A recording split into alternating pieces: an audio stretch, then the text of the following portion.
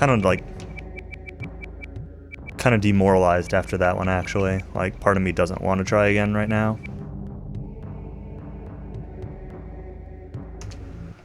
But I will. Throwing away that good witch ring on corrupting my save file is a bit disheartening.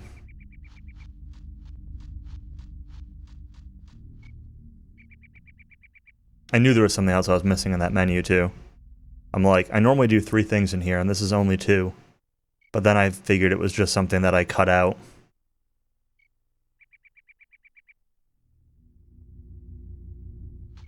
But it wasn't.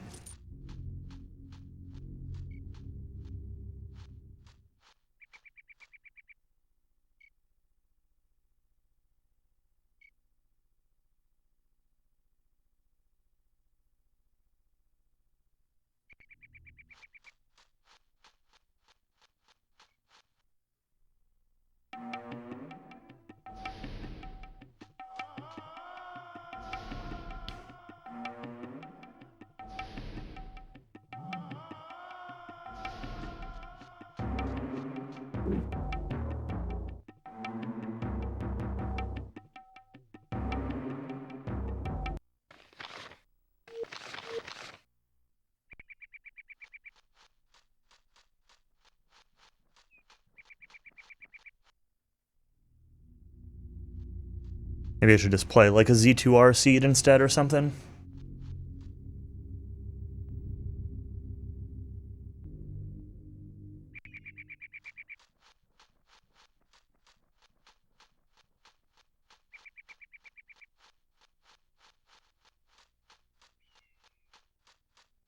I'll think about it. I guess let's at least play up through the witch ring again and see how it goes.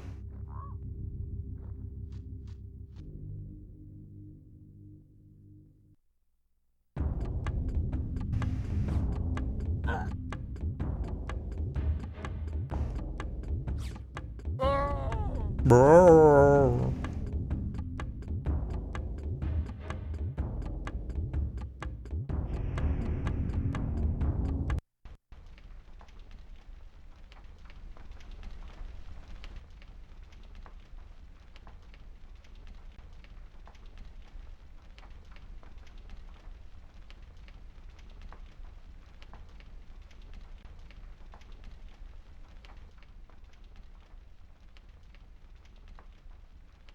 Although I see Shadow Killer's playing Dark Souls 3 now, so maybe I should cut stream and let him do a Dark Souls 3 run.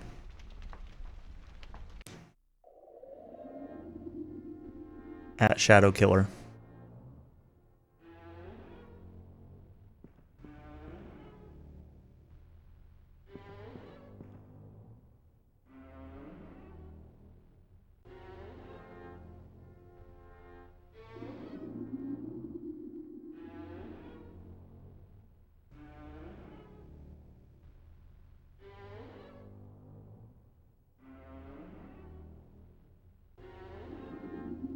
I had a lot of fun playing DQ3 the other day. It's it'd been so long since I'd done a run of it. DQ3 is so much more comfy when you don't care about the time. Oh, you're still trying to get it work without freezing.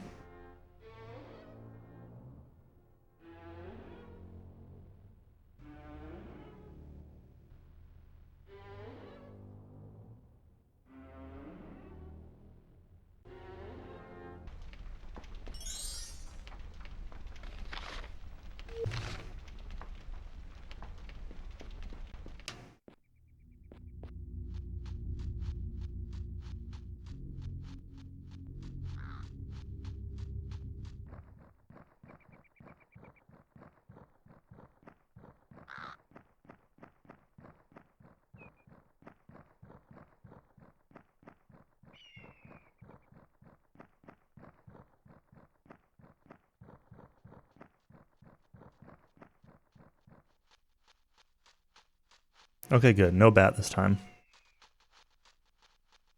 Loop around here to skip the scene. Good.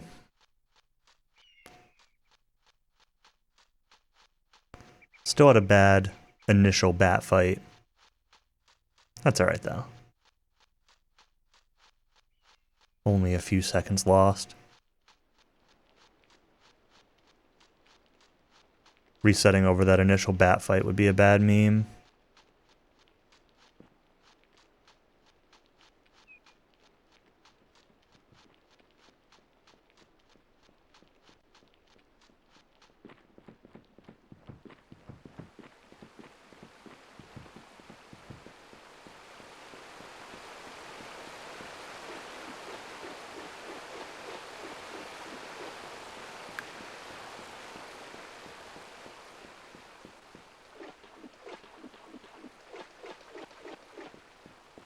Part of me's thought about, like,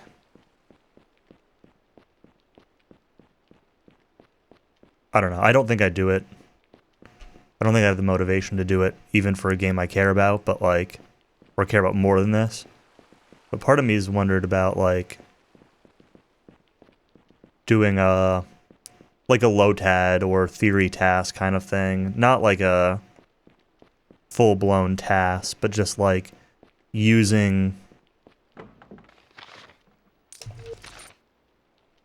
the route, like the human route. What would a perfect run look like?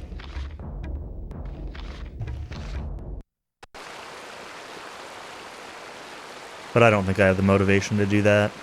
Especially for a 3D game like this where movement is so janky, like, you could spend so much time just optimizing specific weird N64 angles that I definitely don't want to deal with.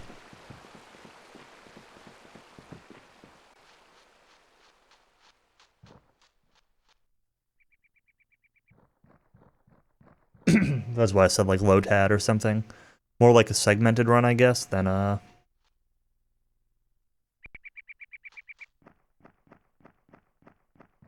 that's like the better way to describe what I mean.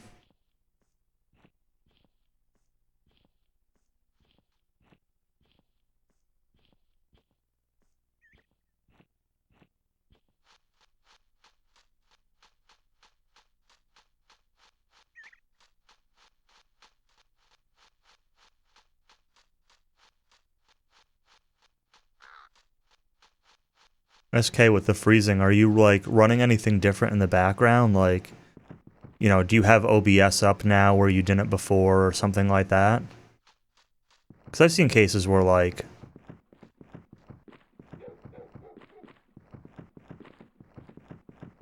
stuff like that happens. I'm specifically thinking like StarCraft 2. I remember there being a stream in the save organizer. Oh, okay. I remember running into an issue once with StarCraft 2. I think it was actually with like, it might have been with OBS, but I think it was actually just with like MSI Afterburner. Something that showed FPS in game, and like it was triggering an anti-cheat hook, which was causing it to freeze.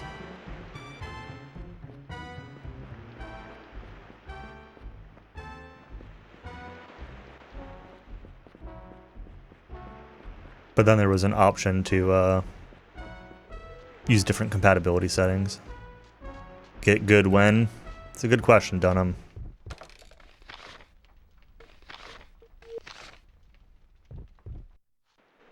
I threw away a run a few minutes ago with a really good witch ring split. I was 3 minutes ahead after Kitterak, and I forgot to unequip something and started crashing the game, and corrupted my save from it. Well, corrupting the save isn't really the right word, but the save wasn't corrupt, but whenever you would load it, you would instantly crash. So it may as well have been.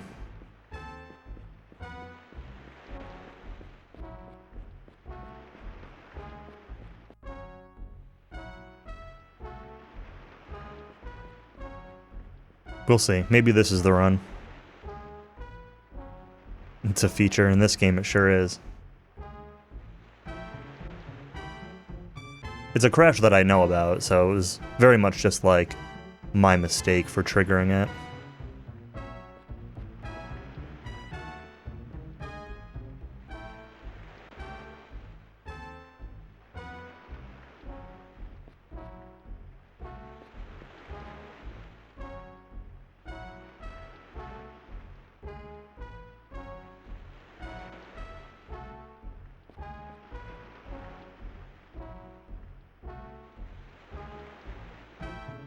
Bum, ba-dum, bum.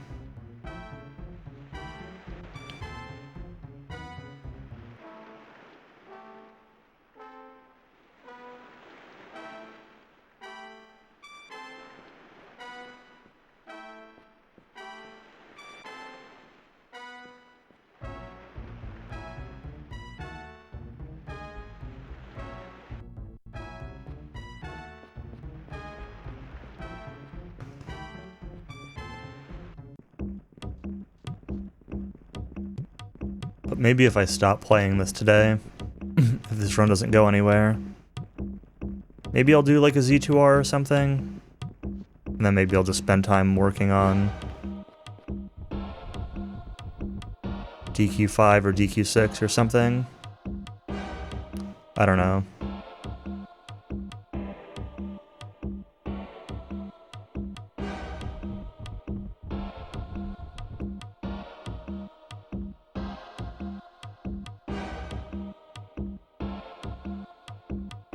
Relearn Z2. I have no intentions of like learning the actual speedrun of Z2, but the rando is fun. That's good enough for me, just casually playing the rando.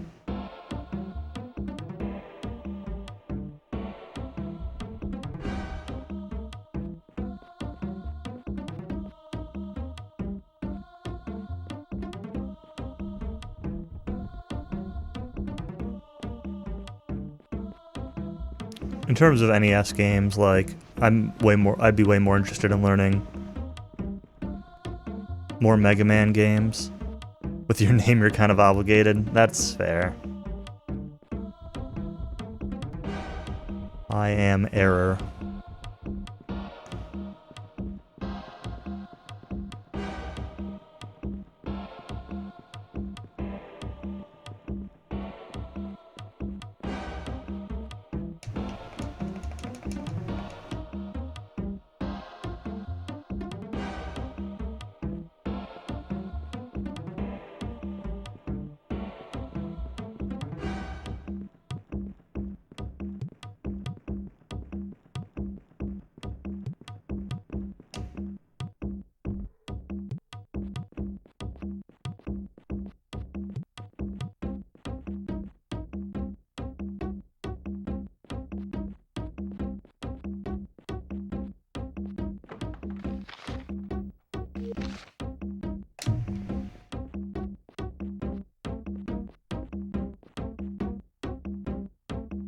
Okie dokie.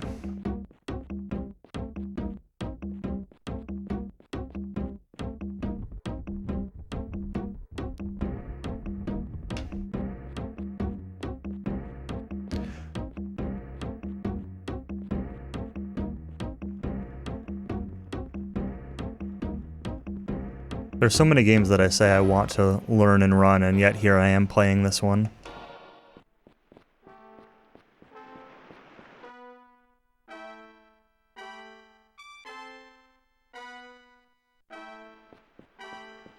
Air conditioning the first Ice Mage.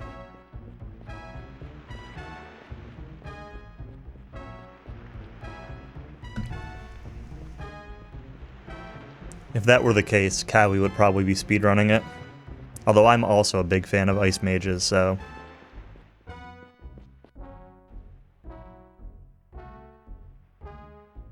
Unfortunately, this game doesn't really have ice magic. It's a little weird because you have things like, you have Frozen Doom, but Frozen Doom I think is star magic.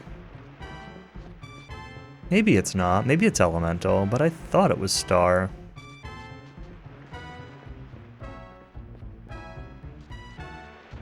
But that's like the only real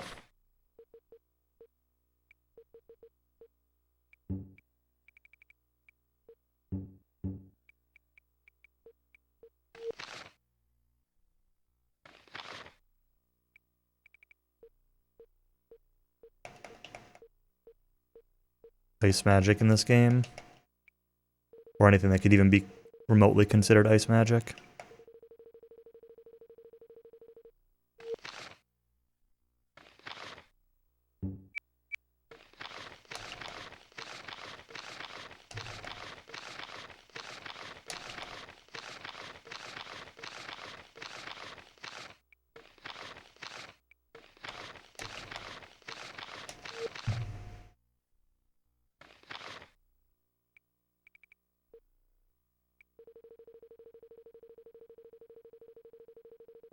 All right.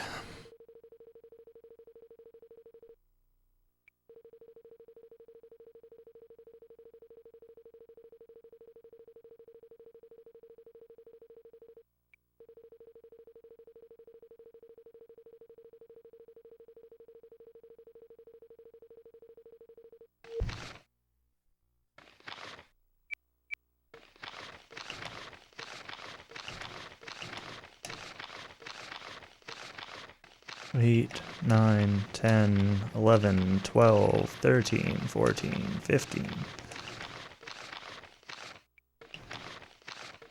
20, 25, 30, 35,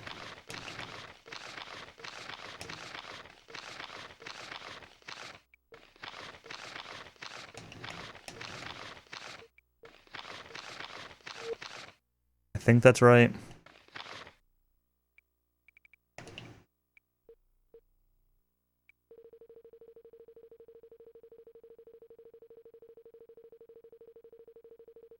Takes 2 spice. 1 gemstone and 2 spice to make the restore potion. So...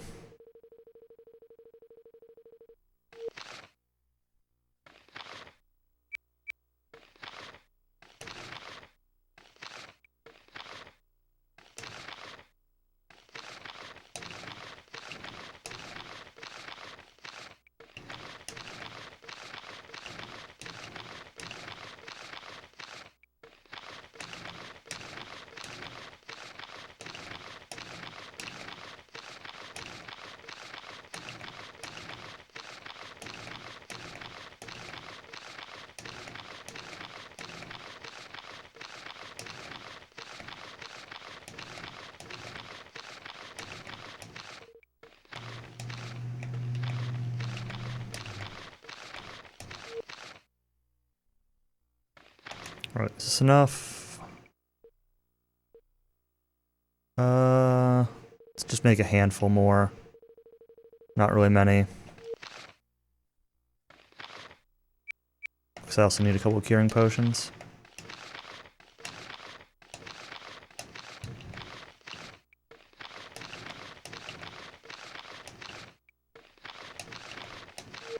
Good enough.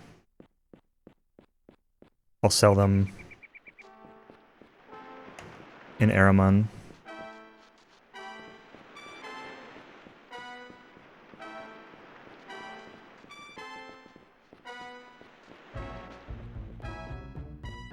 Not the best potion segment, but not bad.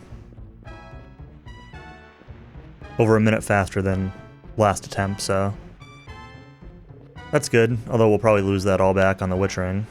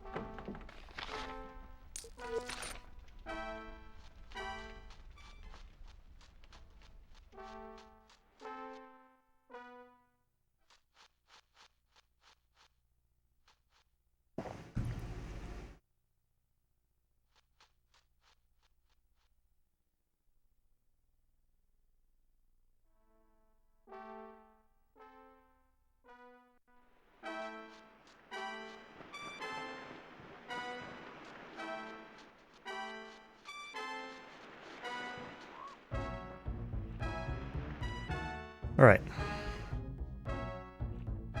We have the cloth armor equipped this time, so sneaking by these wolves will again be okay. Crazy the difference that few points of stealth makes, but shouldn't be that surprising, I suppose.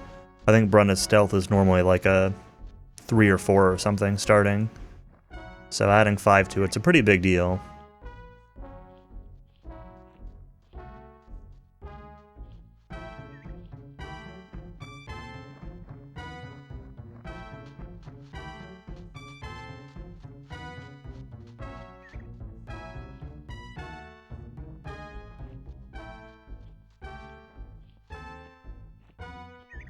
Once this rat turns around, we can run for it. No, we can't run for it. Oh no. Oh no. That's all the way back here. F. It's like a minute lost to that. God. Some of these encounter skips are just feel so inconsistent. That makes me really sad. Sneaking through this area is so slow. And it seriously is like a minute lost to that. I'm not even exaggerating that. It probably would have been faster, honestly, to kill the rat, now that I think about it.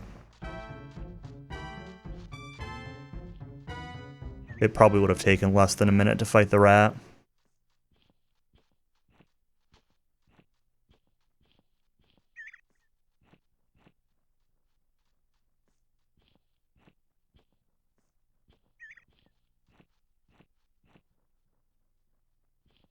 God, I wish the camera could just stay panned while walking. Alright, whatever.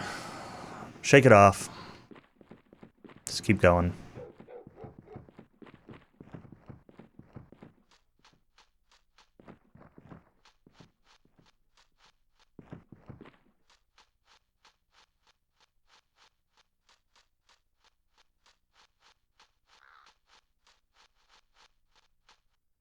I've been working on, like, getting a set of emulator save states set up for practicing. And it'll be really nice to be able to practice, like, all of these encounter skips in a row. I really hope that they work the same way on emulator as they do on console. Emulator for this game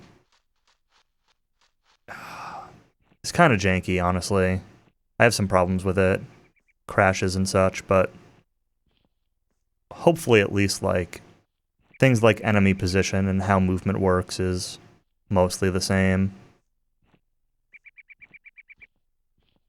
Hopefully.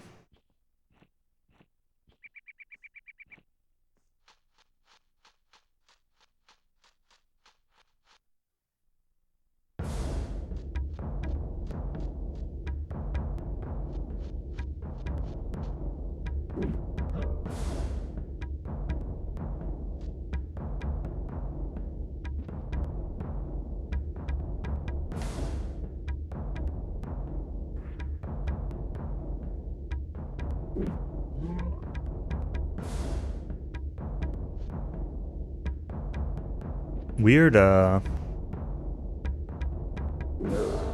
little weird turn order.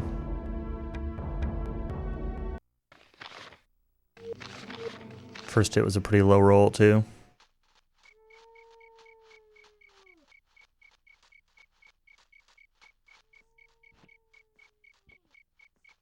Not a big deal, but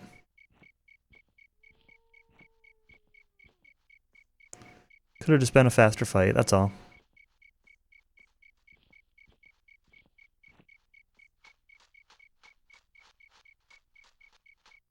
Alright, let's save.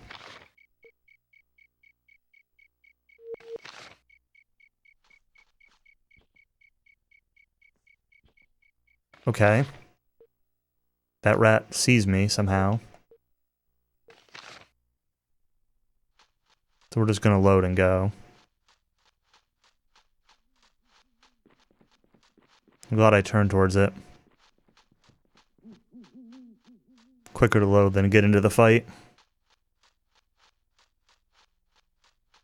I don't understand that rat. Sometimes it's just a complete non-factor, and other times it'll spot you from the other side of the world.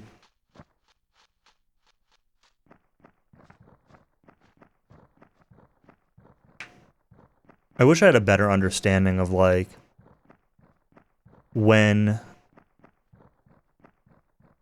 enemy actors load onto the game, like, but that rat obviously has a path that he paths on. And I don't think there's really randomness to that path. Maybe there is. But similar to like the bat skip at the beginning, my assumption is that at some point when you get close, they load in and their pathing starts.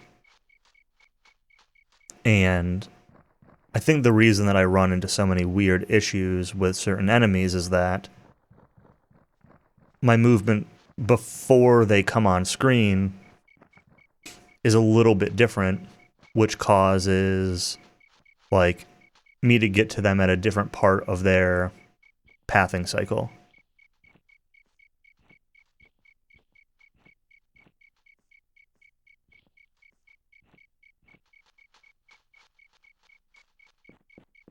And just not realize it, since you can't see them.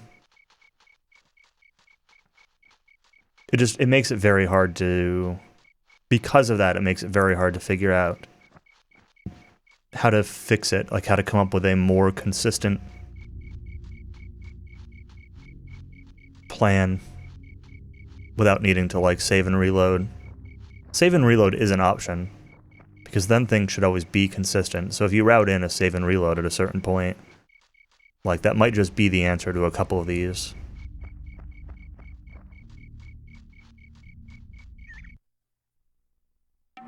And then you also get your backup if you need to flee.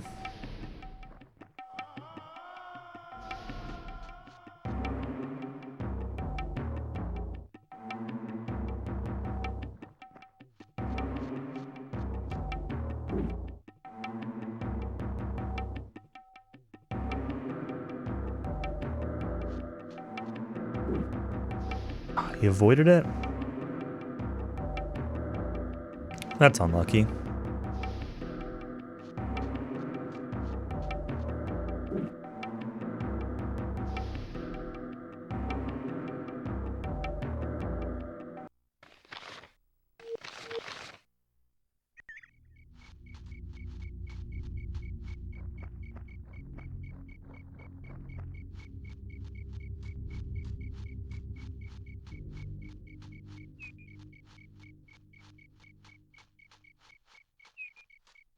This enemy here is another one that I wish you could see. I wish I knew when to sneak to not have to save and reload, but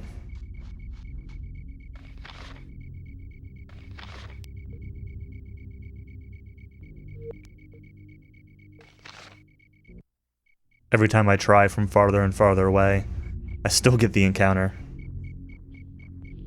Clearly it's possible to sneak past him without doing the save and reload, but just don't know when.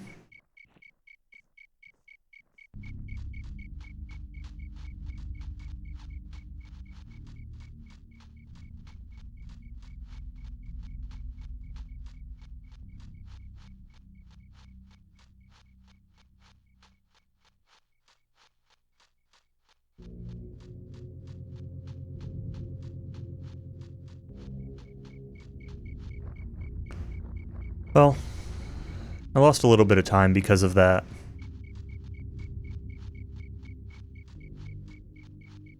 Rat encounter, but like a minute. But this is still a fine start.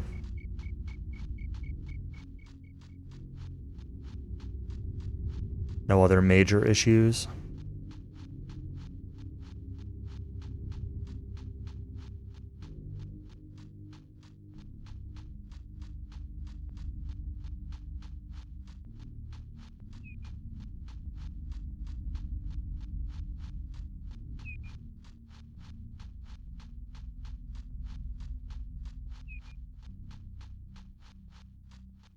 Bum bada bum bum. Bum bum bum bum.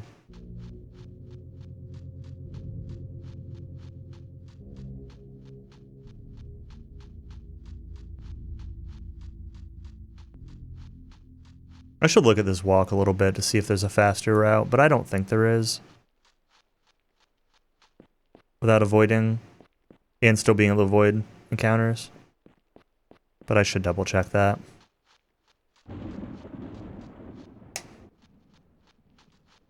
Alright, well.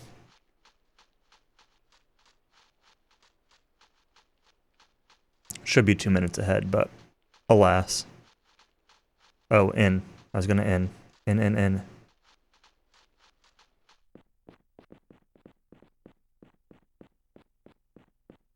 Forgot this last time. The inn's not super important. But makes it more centered on daytime here. I don't know, maybe that's a bad thing.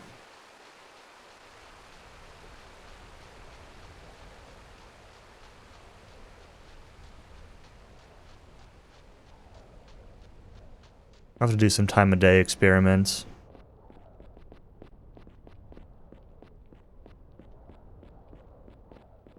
Doesn't help that I lost time of day off the rat fight. Whenever you flee, time of day jumps ahead a little bit, plus having to rewalk through the same area.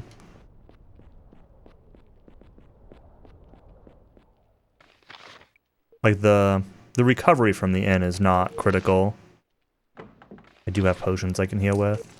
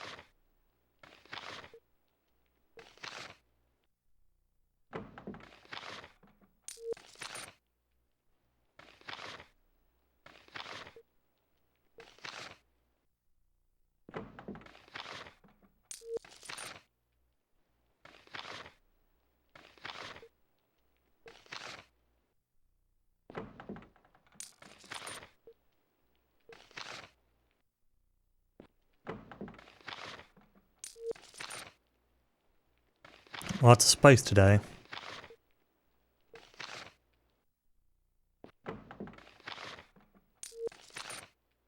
Seriously. Nothing but spice. A couple gemstones.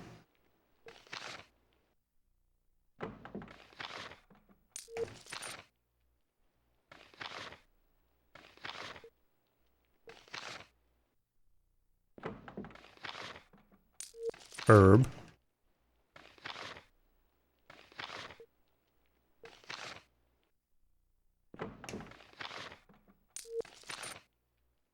Certainly not the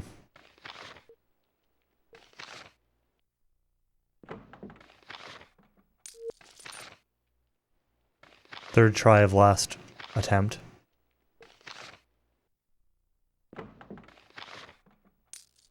Wizard hat. Not the right thing.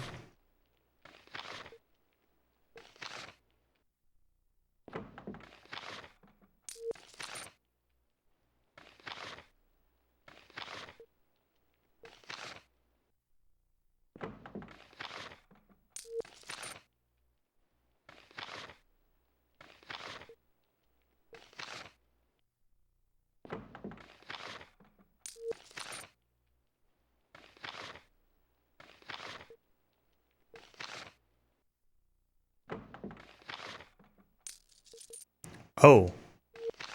Okay.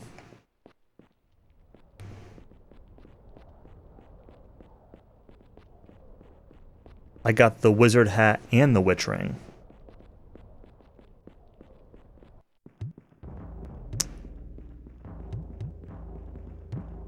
Huh. What do I do about that?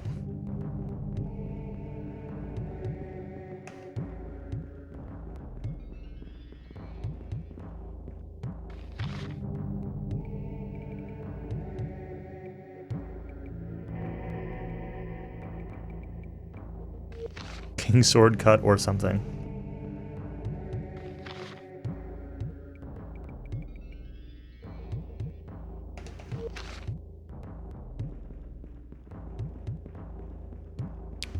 So the answer is that I can skip an ogre fight that guards the wizard hat that I normally get.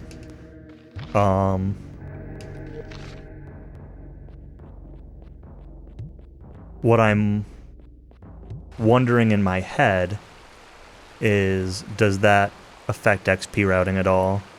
But it shouldn't. We don't have Keelan in our party by then, and like her XP is the only one that really matters. So whatever. Alright, let's see.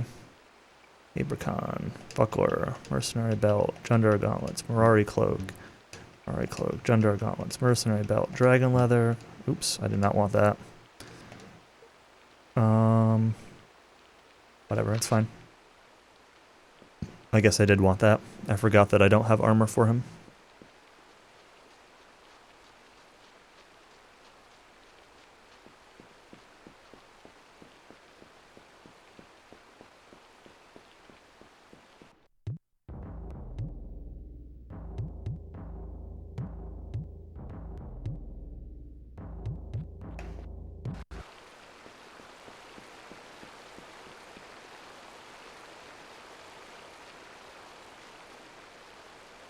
That ogre fight's pretty quick, but that wizard hat will save, like, a minute? Probably a minute. Maybe even like a minute and a half. I don't know.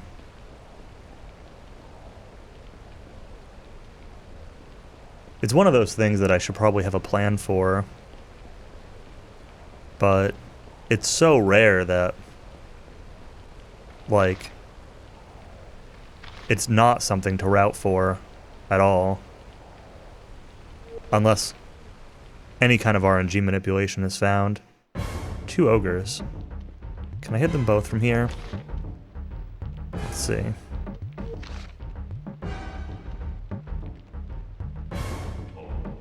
No, so we're gonna wait. And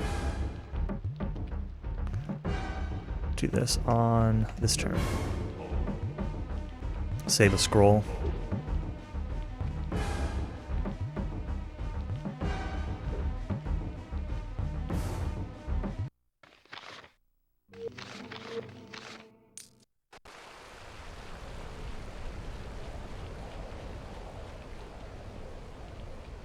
Ogres is good, nice and fast.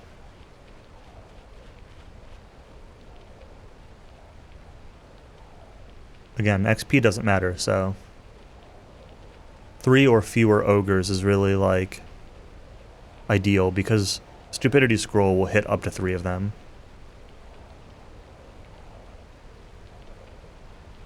Wait for the wolf to walk away a little bit more. 1, 2, blah, blah, blah.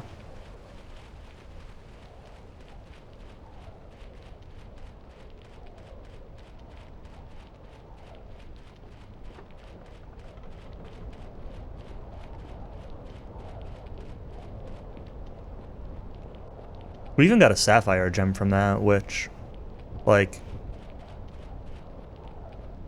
doesn't really matter, but if you could plan for more sapphire gems, you could route money a little bit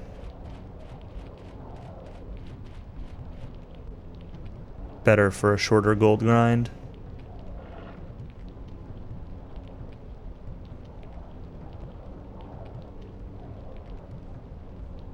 But yeah, wizard hat, witch ring, sapphire gem, and reagents, and gold.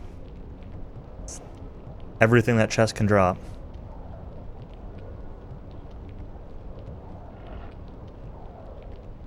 I think the way chests work is that they can only drop 1 reagent. It's random which one, but I think they can only drop 1.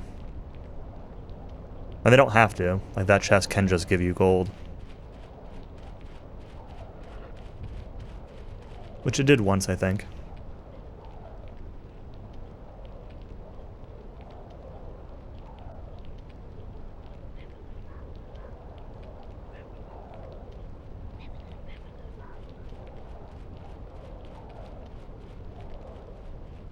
I think I might not do...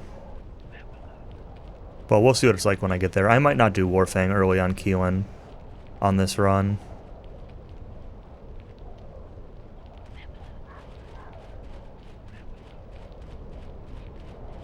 I'm really questioning as to whether that saves time, and one of the fights where it would have saved time is one that I'm going to skip instead. So...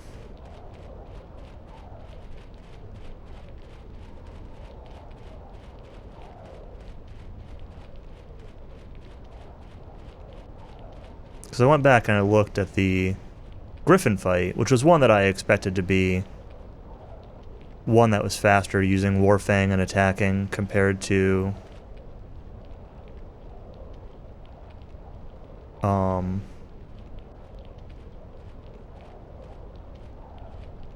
using ranged weapons, and it wasn't really faster.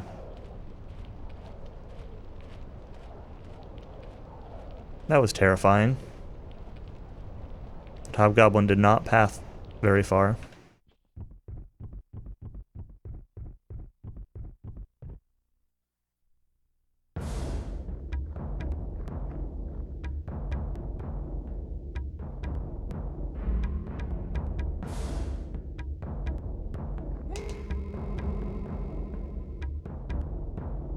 Hope that's not close enough to stop his movement. Well, I guess it doesn't really matter. I can walk out of it.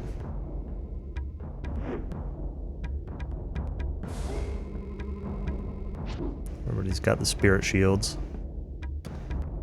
It was enough. It's nice when spirit shield fails, but it did not fail on anybody there, so... Alright, equip shielding. I should really just equip shielding in that other menu. So hit everybody. Can't believe that I outsped Brenna.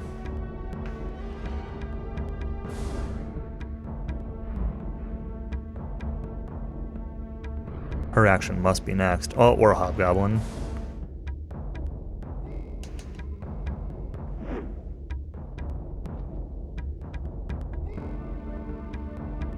God, and she just gets owned by tap stamina.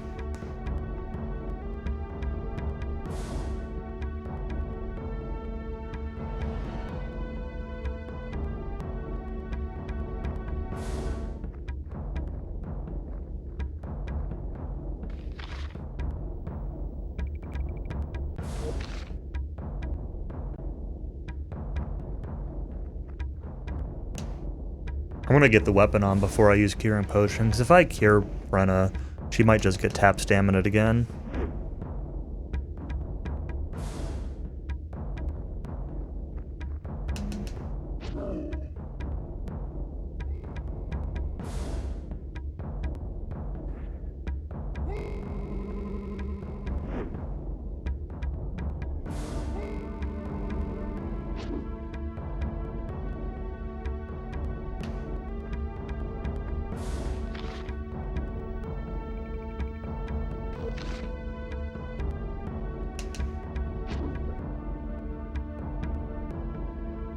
Heal before I go in. Probably should have walked a little bit closer to make sure I can get behind Kitterak, but I think it'll be alright. Where's Alaron's turn? It's gotta be soon. Yeah, like to be able to follow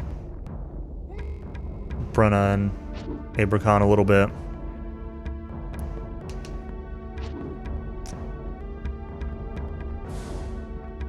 Multiple misses, not great. But from the front with Starlight Shield up, I'm not terribly surprised. It just sucks.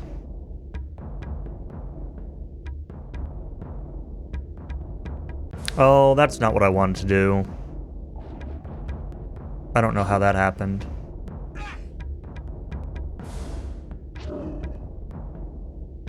Got like pushed. Now Abracon's really hurting.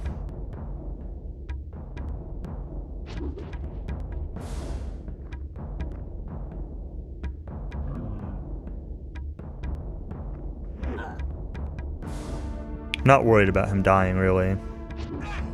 Although maybe I should be.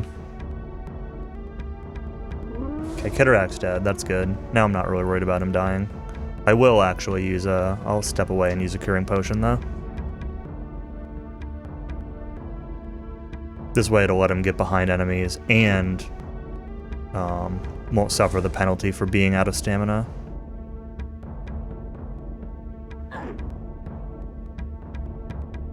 Although Brenna might be.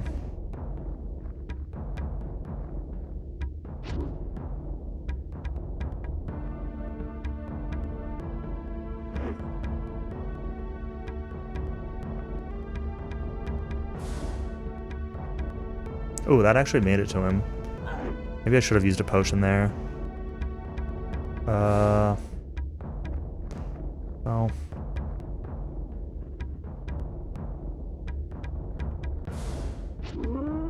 Good.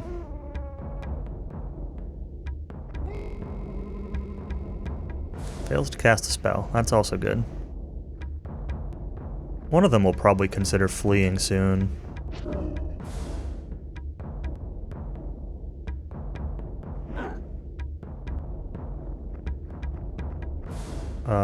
Let's potion. I don't think I really need this potion, but just be safe.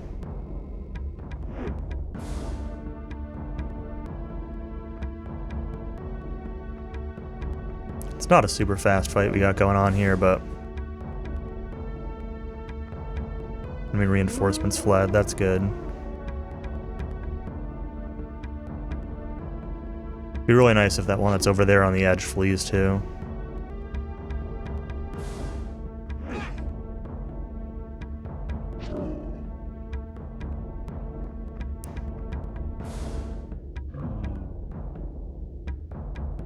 No, he's not fleeing.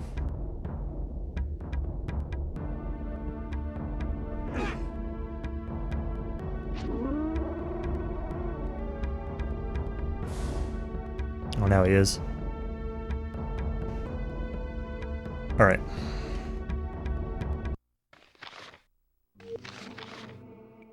Fang, Sapphire Gem. Alright, let's unequip the correct things this time here.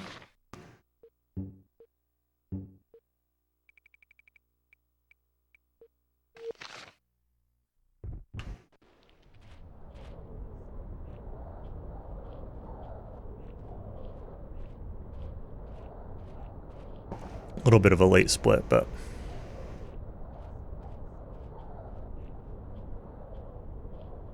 it's okay. Not as fast as last time, but even with that wizard hat drop, it's still worse overall than the last attempt where I got the third try witch ring. I think I spent more time resetting for the witch ring than it would have taken to pick up the wizard hat. But it's okay. I will lose most of the time that I've got here back on this segment with an extra shopping trip. So... can say I'm roughly even with PB.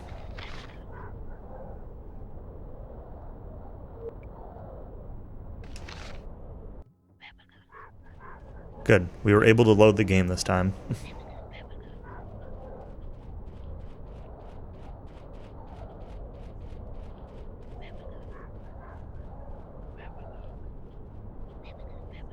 Man, I think I can just run, but...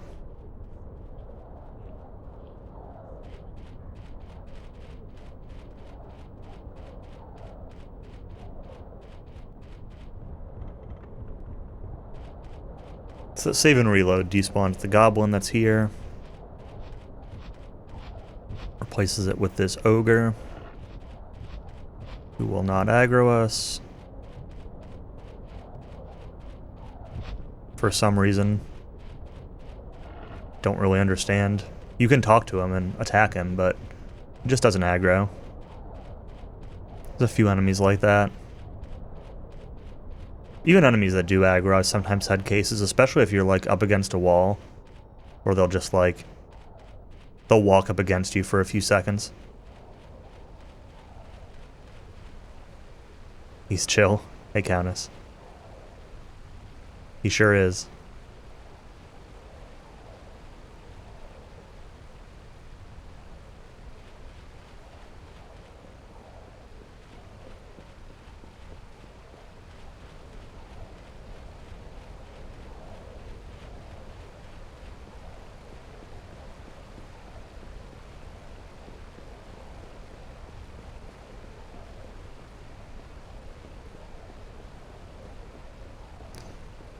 got lots of sapphire gems this time too. That's another potential like optimization if you really wanted to push your time, is you could like treat the number of sapphire gems. You could gamble on the number of sapphire gems you get from Kidorak.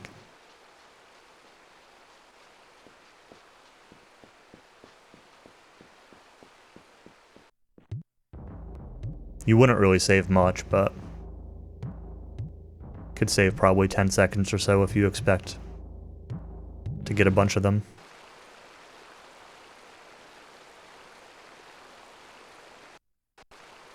Downside is if you don't, it could be run over.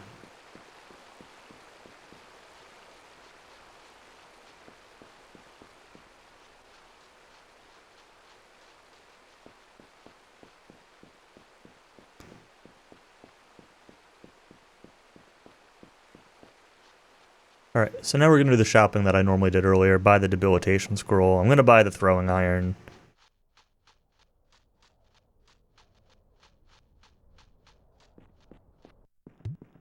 Whoops.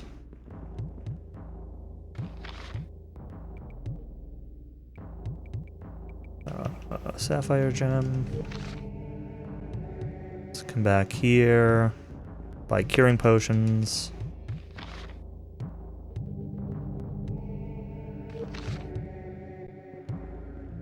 Hello, Evil Ash.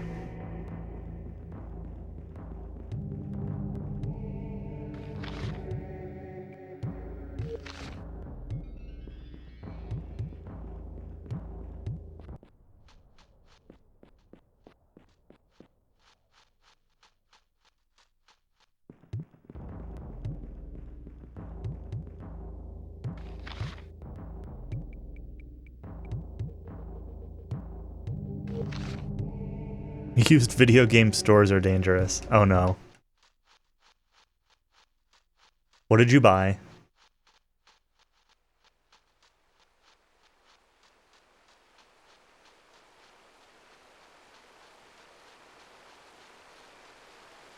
Make us all jealous.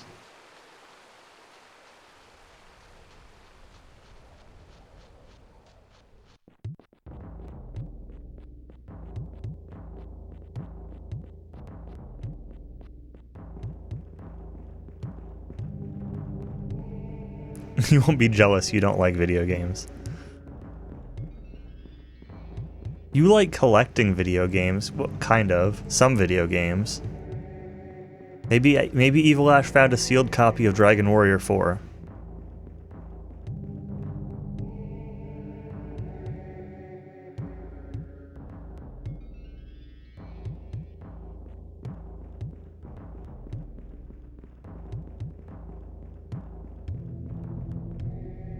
No, I said sealed. Not complete in box, like factory sealed. That's what Cowie's been looking for.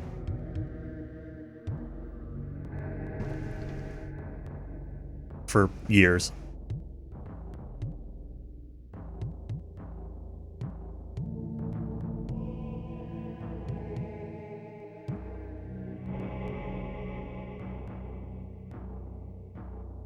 Complete in box GW1 is pretty cool though.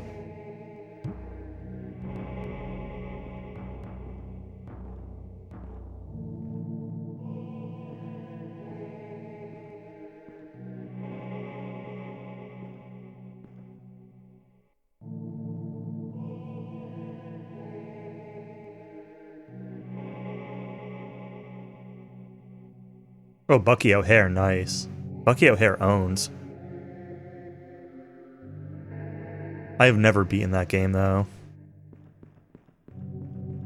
That game is hard. Even on normal mode.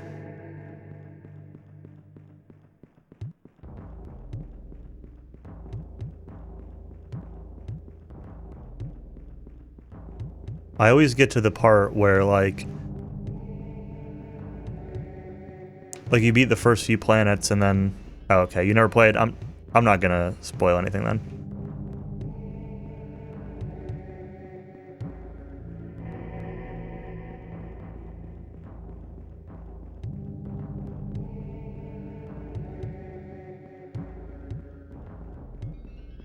Anyway, there's a certain part that I always get to and then just, like, get owned at.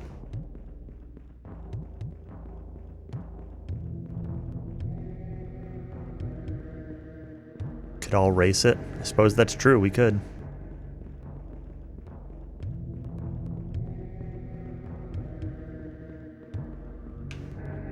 Oops. Thought the camera would be facing the other way.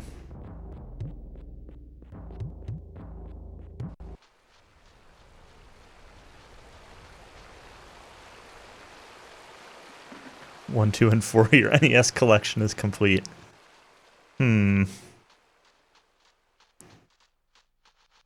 Thinking face.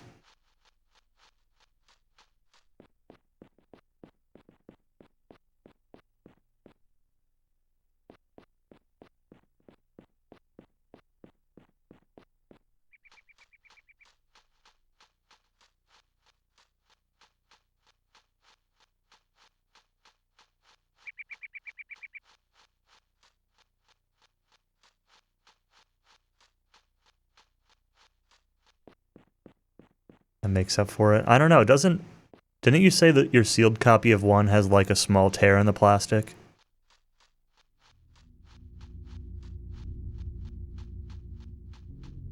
Does that unmake up for it?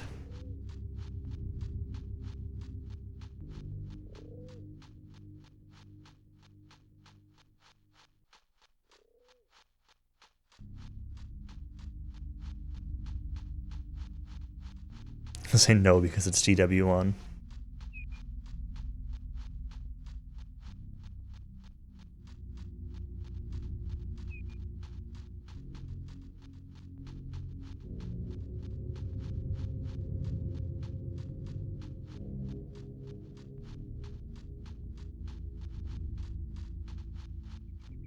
And I wish I liked the NES versions of any of the Dragon Warrior games more. I like DW4 NES. And DW2 NES is alright. But man, DW1 and 3 just don't really do it for me.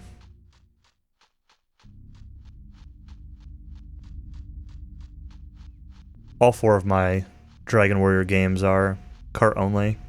I don't have boxes for any of them. I don't really have boxes for very many NES games in general.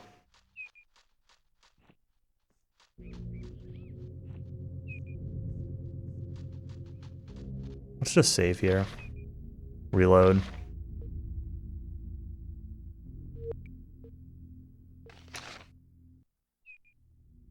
DW3 is fine. I really don't think it is.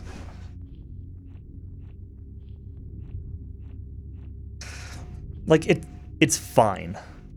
But, like... yeah, just fine. Phantasy Star series, nice. I've only ever played Phantasy Star 1. I played a little bit of Phantasy Star 2. But...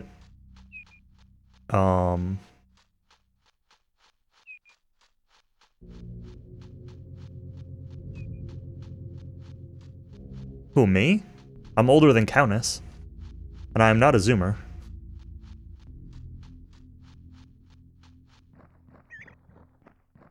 I'm 33. I was born in the 80s. I'm not a boomer either, Countess. We are both millennials. Technically. But like early millennials. Anyway. I don't know, like I don't really like the parry. I don't like parry fighting, and DW3 without parry fighting is trash. Is basically what it comes down to.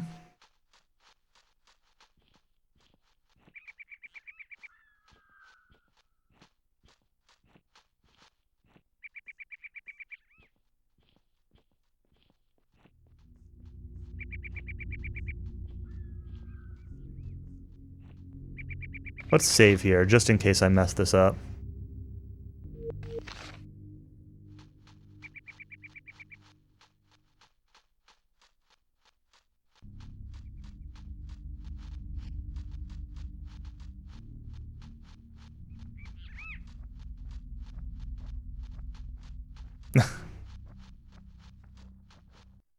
Ah, the cave bear.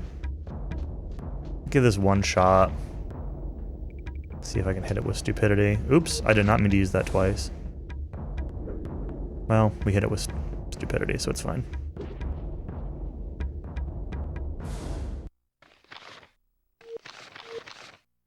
I hate getting that bear fight. Although I'd kind of forgotten that you could equip multiple scrolls that way. We're gonna actually fight this bear, though.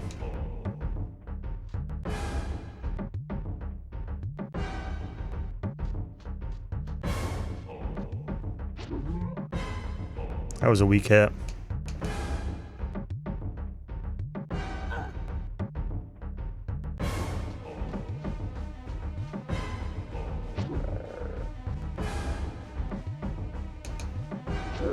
Okay, we still got it in 3. It's good enough.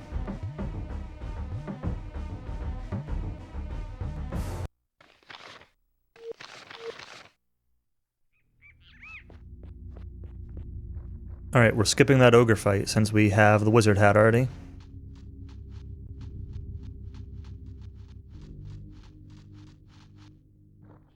Oops. Got a little too close here.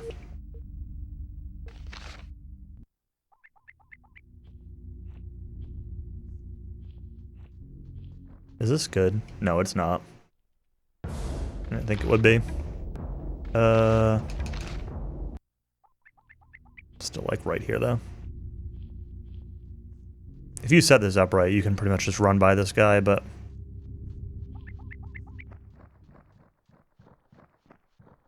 you just need to take like 2 sneaking steps to delay his pathing, but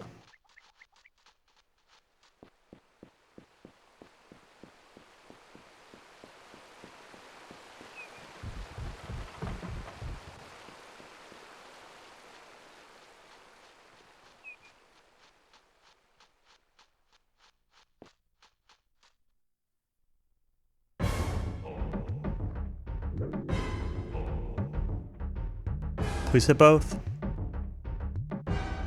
Good. Oh, you bought a copy of Quest 64, nice. I still need to play that.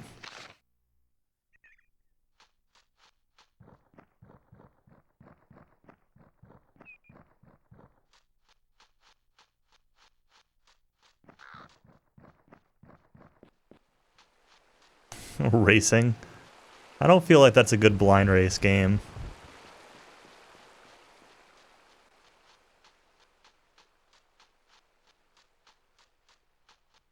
They had Aidyn there for $30 and you left it.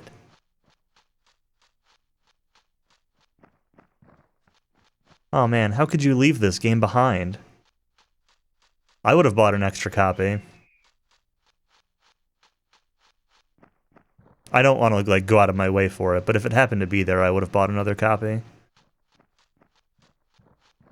Without a second thought. Wow. What's with all the hate? This game owns.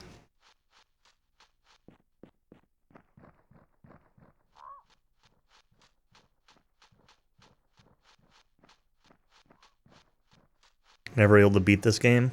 Yeah, this game was really tough for me as a kid. I beat it, but I only beat it with like a game FAQs guide telling me what to do and where to go.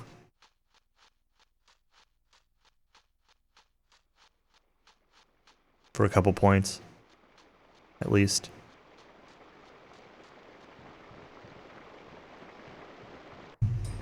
Alright.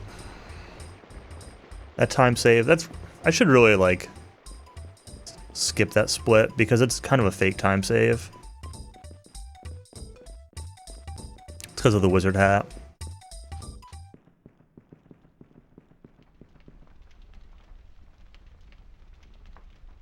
It's not really a fake time save, but like, it's not something I can like compare against. Nintendo Hotline. I had dial-up internet, and so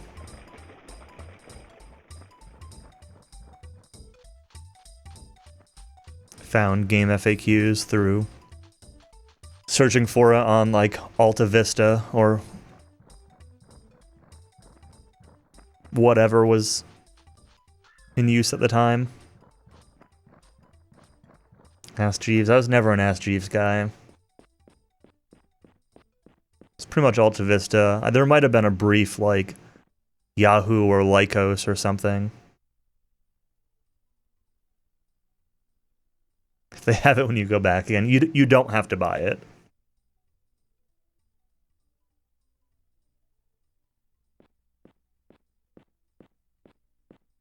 Going to Chaos Isle. Yeah, Chaos Isle was a big sticking point for me also as a kid.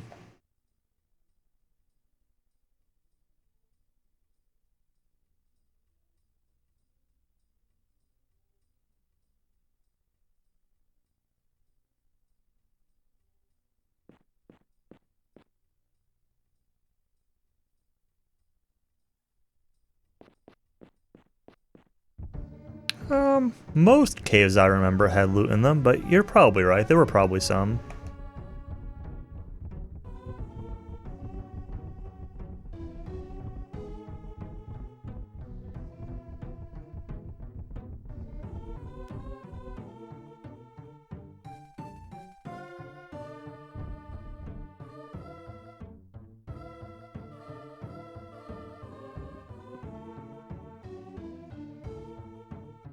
But yeah, this game definitely does feel a little bit unfinished.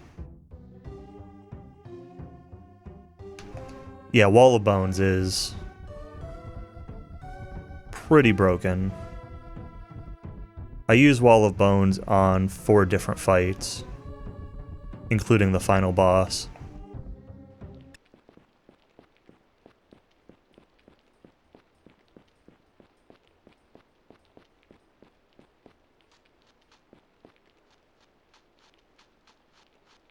Two of them with the Wall of Bones wand, and then the final 2 boss fights back to back. I cast it. The actual spell.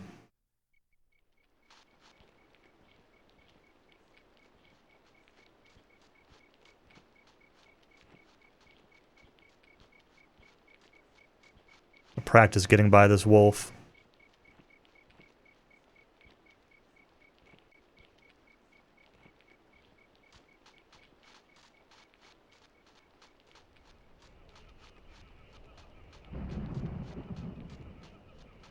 Well, my dad was always into computers, so I think we had dial-up.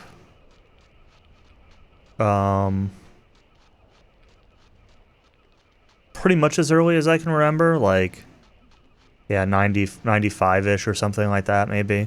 Well, I lived with my grandparents until 95, so I think when I moved in with my parents, they had dial-up. And then we got cable internet really early. We got cable internet, like 97, 98? Maybe like 98. It was really early.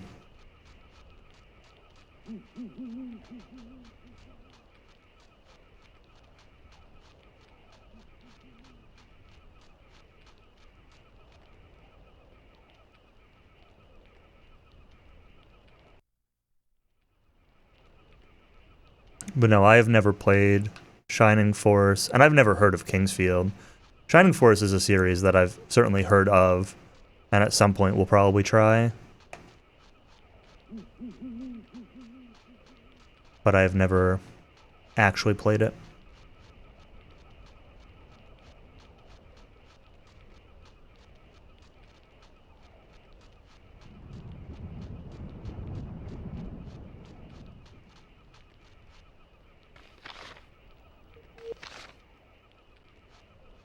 Better than Dark Souls?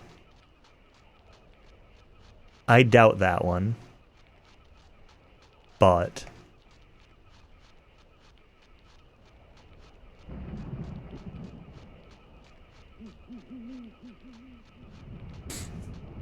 we would be disappointed, yeah.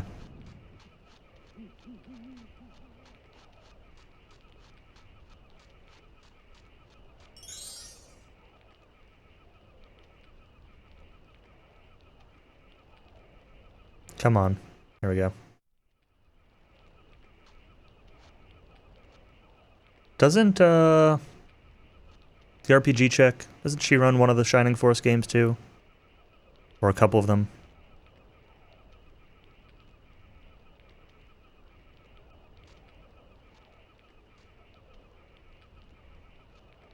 Forget which ones.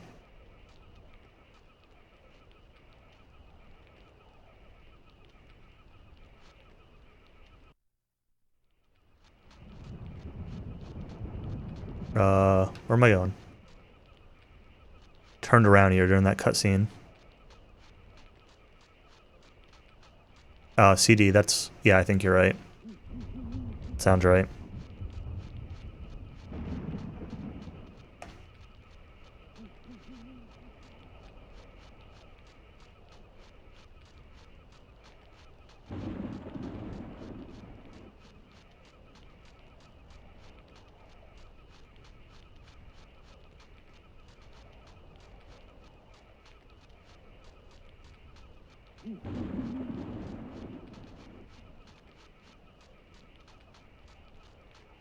"30 seconds from the record."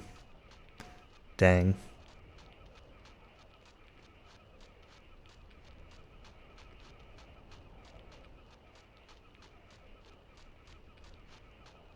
Out of the way, mushrooms.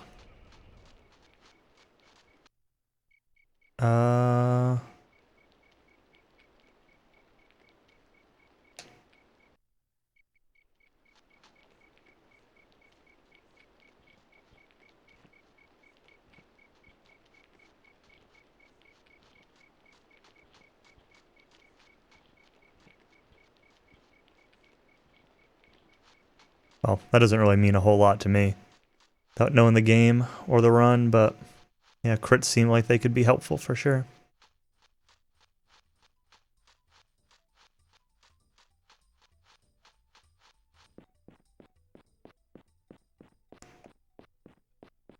Alright, so we got the Amaranth from the Dryad Forest. Gonna come back up here to Ardra. She's gonna try to cure us of our poison.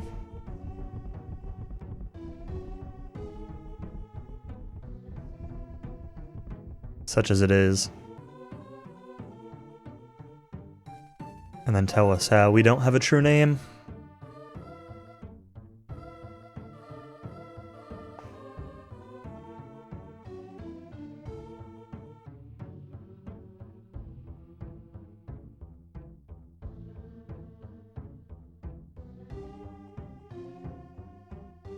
I mean, I've beaten Super Mario World like many times, but I speedrun it for a little while. It wasn't really for too long. I only speedrun it for like a month or so. It was a pretty fun speedrun, but not like... not really my favorite.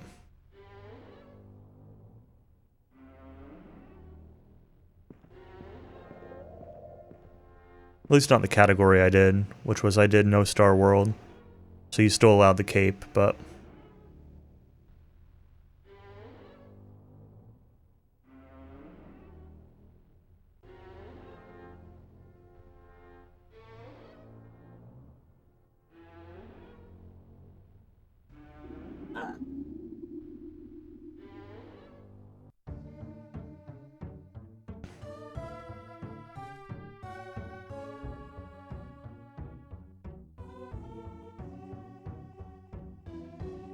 Alright, this is where Ardra tells us about how we're weak because our spirit isn't attached to us because we have no true name. She tells us about the namer Cradog through... tells us to go to Port Said.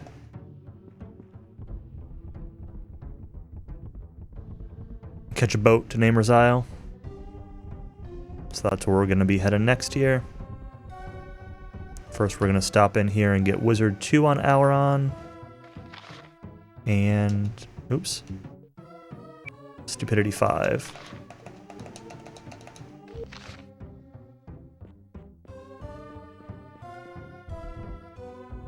I mean, the very first boss, you're on like a platform that like rocks back and forth and you have to knock him off the edge. It's Castle 1, it's the very first one. I forget all the Koopa names. Or like which one is which, I mean.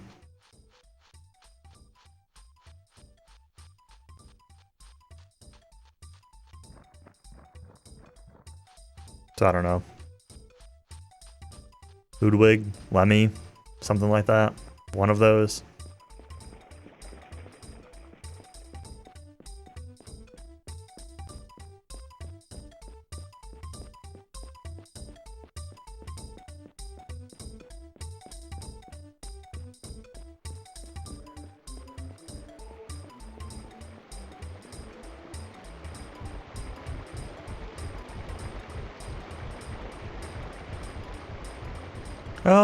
Yeah, they don't. I don't really say they get harder or easier. They're just like they all have their own gimmick to them.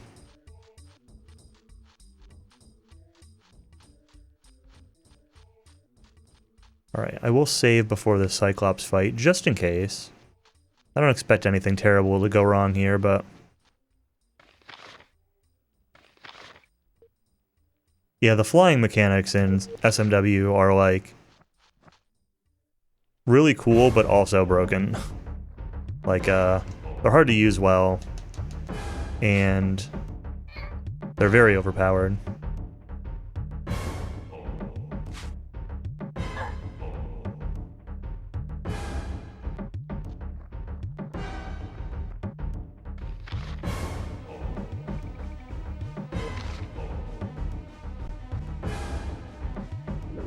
Bridge burns. Well, the one I'm thinking of wasn't one of the bridge ones.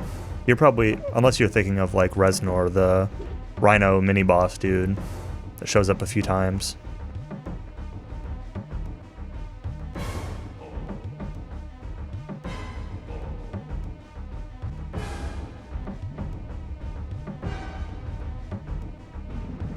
Yeah, or maybe I'm, or I misunderstood.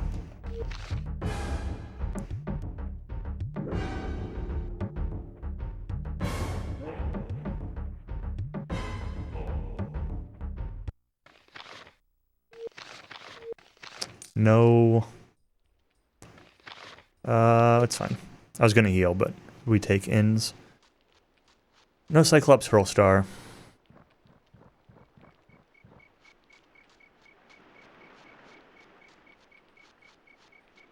I don't think I've ever had spam. I've told this story before, but there was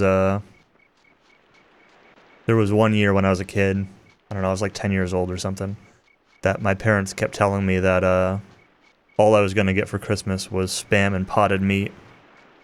And I'm like, I don't know what any of this stuff is. And they would just laugh and then say it again. And the story ends with Christmas Day and me going downstairs to there being a bunch of presents, but on top there being a can of Spam and potted meat. I think my grandpa ate it or something because he liked it.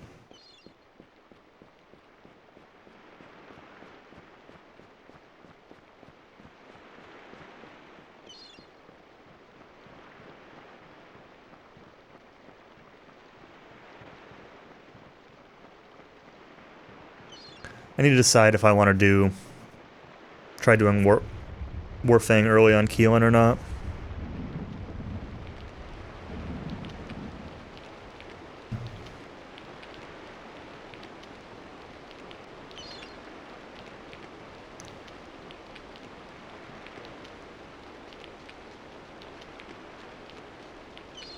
What? That sounds dumb and awful, to be honest. Everything about that.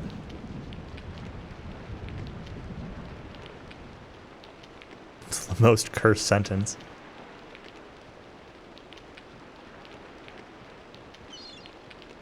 And mustard, though. I mean, mustard's good, but you can put mustard on a lot better things than that.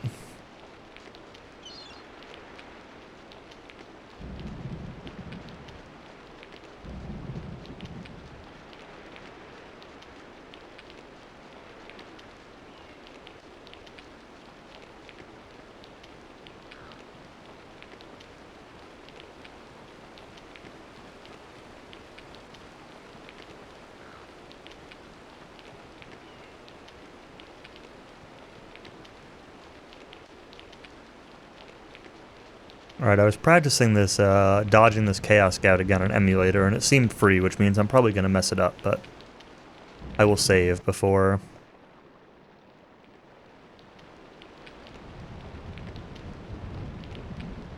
trying it.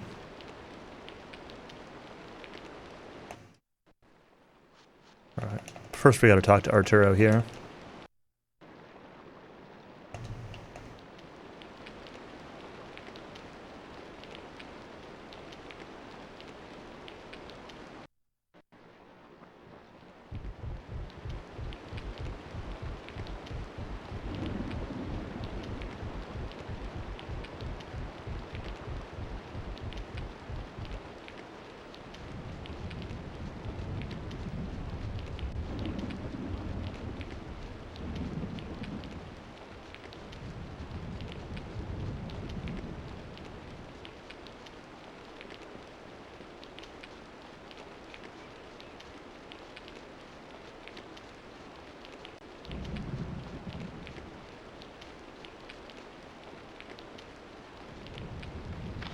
Alright, let's save. Just in case this doesn't work.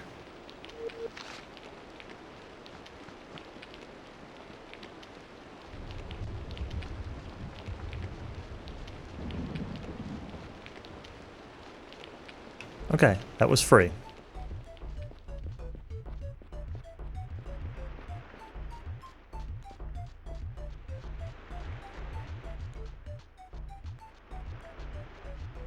Specially processed American meat. Oh boy. That's what it stands for.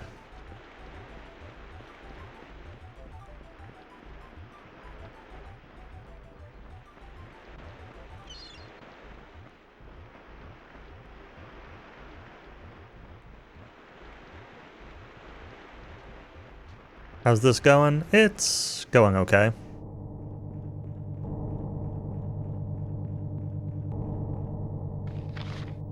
A little bit of sloppiness.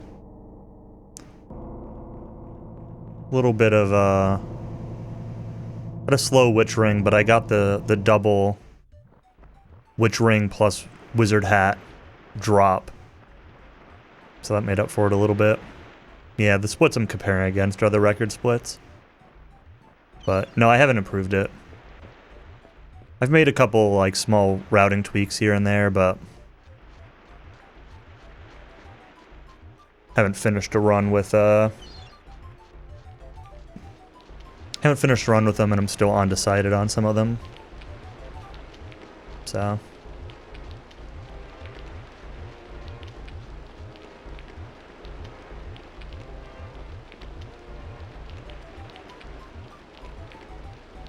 alright, time to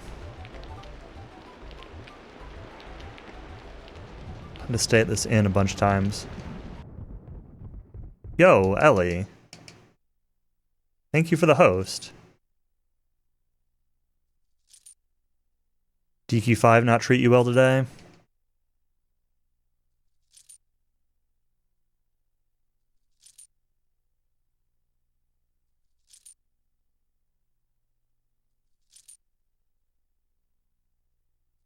Eight. 9. 10.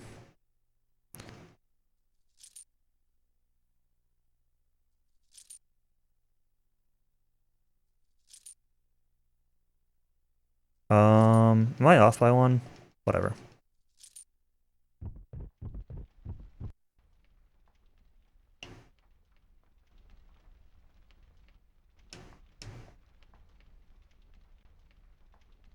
Alright. Died to the False Queen. Ah, sorry to hear that. DQ5 gonna DQ5. Alright, I'll explain what's going on here in a minute to anyone who's joining from Ellie's channel, but I gotta do a quick menu here real quick first. Just take off everything from you. You get, Mercenary Belt, Jundra Gaunt, Marari Cloak, Debilitation, Rope, Sword. You get Dragon Leather. And I don't know why I didn't have the buckler on. Didn't even recruit the Yeti. Dang. Oh, I missed my split too. Well, that's alright.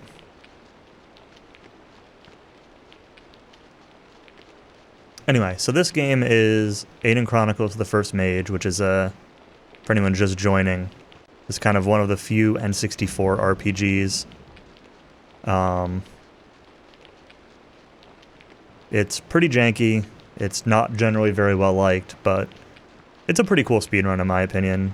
Does a lot of abuse of game mechanics. It's pretty comfy.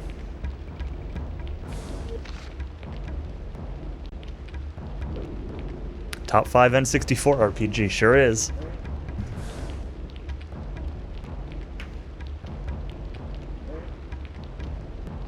So, the story so far up to this point is that the game starts off with the main character, Auron,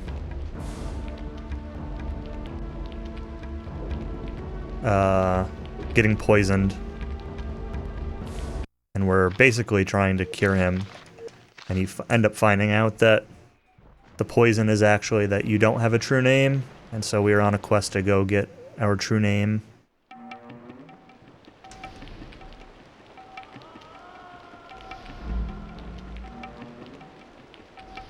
The story so far, music. Oh boy. There are a couple of other N64 RPGs. There's Ogre Battle 64. There's a couple Japanese-only ones like Super Robot Wars. So, you could definitely make an argument that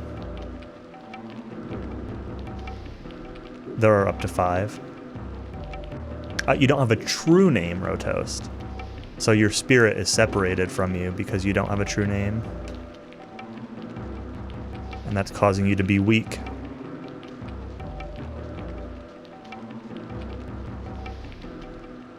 I mean, Fire Emblem is considered an SRPG as like a specific strategy RPG subgenre. Yeah, so one of the mechanics in this game basically is that if one of your stats is reduced to 0, strength, dex, whatever, then you become effectively incapacitated or paralyzed. And if every enemy on the field is in that state, then you win. Fight just ends. Oh, that's not the one I wanted to hit. It's alright. So, we can basically wipe out these ogres because they have very low intelligence with stupidity.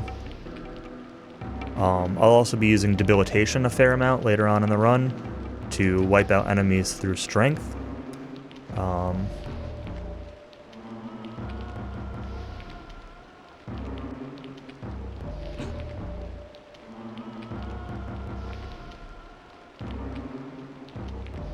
I want Brenna to die here.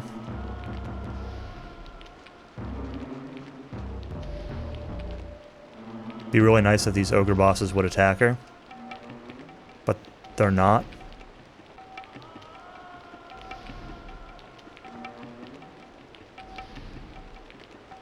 Just... please, just kill Brenna. Why is this ogre boss running all the way over there? Thank you.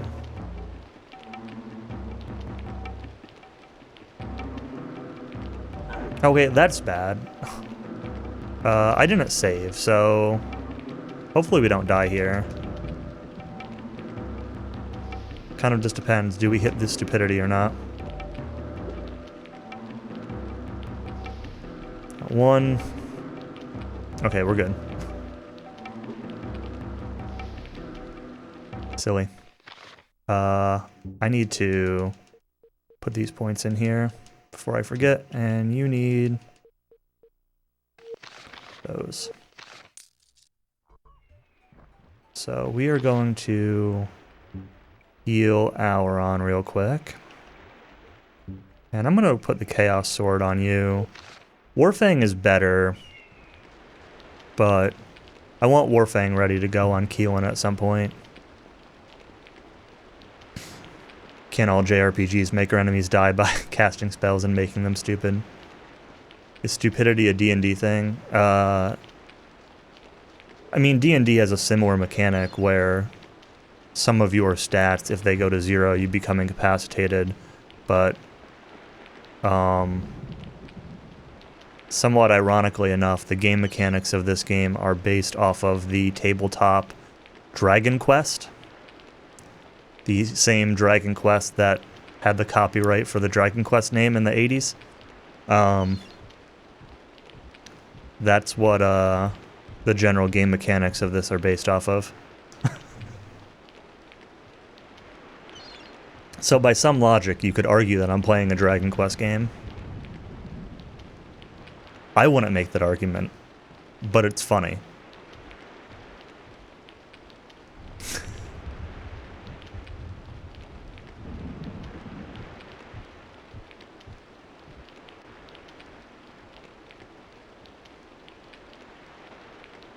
Alright, we're gonna save here just in case this wolf decides to be dumb.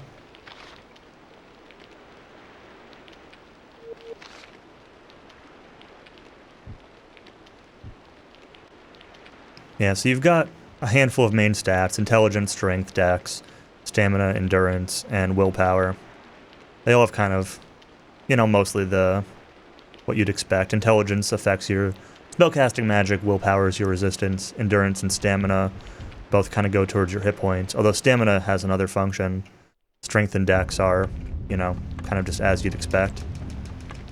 Dex is actions per turn, how far you move, turn order, that kind of thing.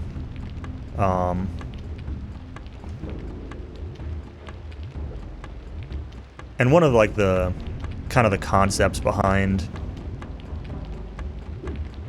these mechanics are that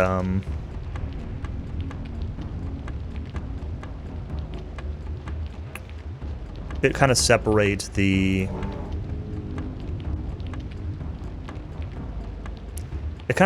like your class from the character. So you, instead of being like, oh, you're a thief or you're a warrior, like thief and warrior are skills. That's not great. That like, and wizard and alchemist and things like that, they're skills that you can get to Alright, where's this reinforcement? All the way back there? Okay. Let's actually just heal real quick. Probably should have used a curing potion, not a healing potion. So, characters can learn multiple, like, class-type skills, basically. And Aileron is a unique character that, because of his lack of true name, he can learn pretty much any skill, any school of magic. So he kind of becomes your general, most versatile character. Thanks, Persona. Yeah, it's not the worst comparison.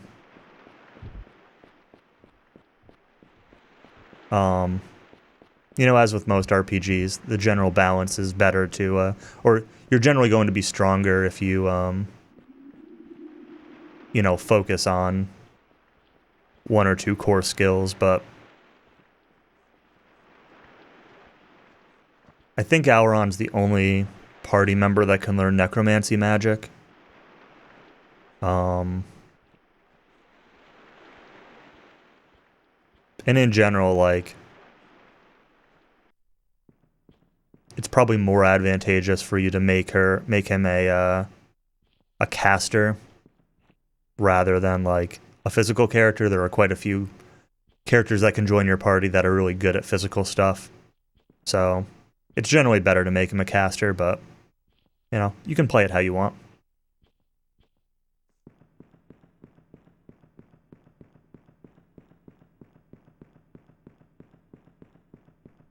I didn't set it off on purpose. I just, you know, don't successfully disarm it. I try to disarm it.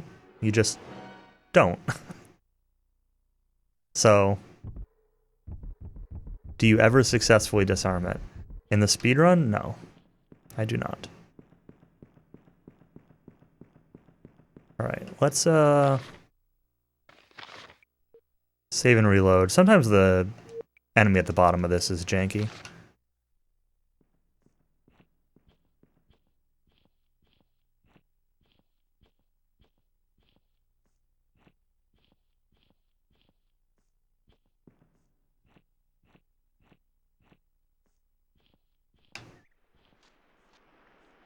Yeah.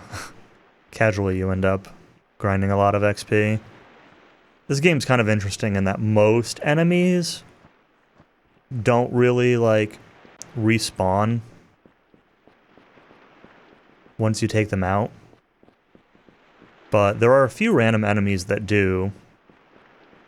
And there are some points where story triggers will cause an area to repopulate with, like, different enemies. Like when you beat Kidarak, the enemies in the Goblin Caves change.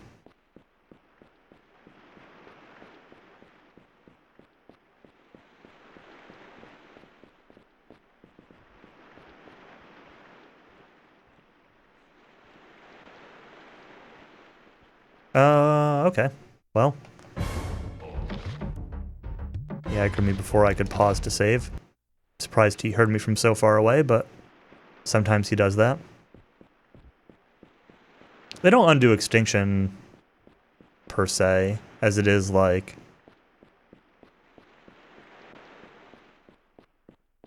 You know, you get later in the game and, like, the Chaos enemies start encroaching on Gornia Castle, and...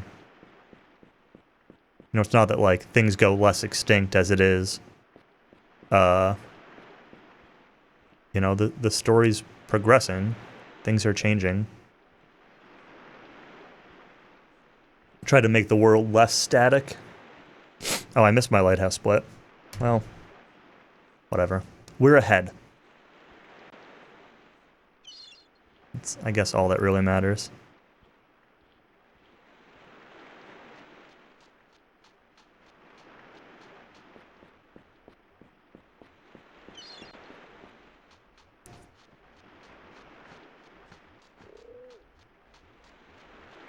Alright, so I decided not to do Warfang early on Keelan. So the last run of this I did, I equipped Warfang on Keelan on the second ogre fight, and then just decided I wasn't going to be able to save for like 20 minutes.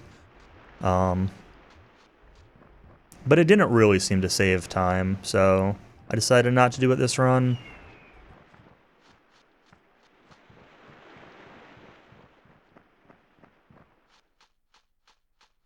We'll see if it pays off or not.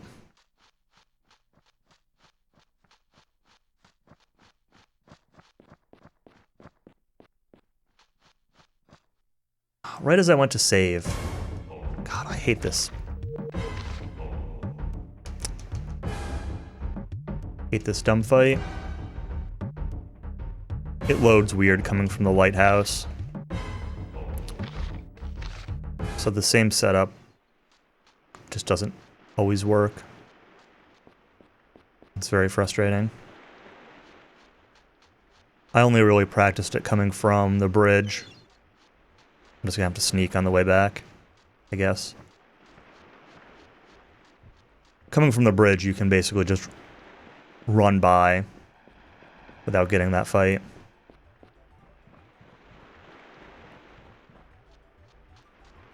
For some reason, after that flea, everything got very dark. Even though it's like, not fully nighttime.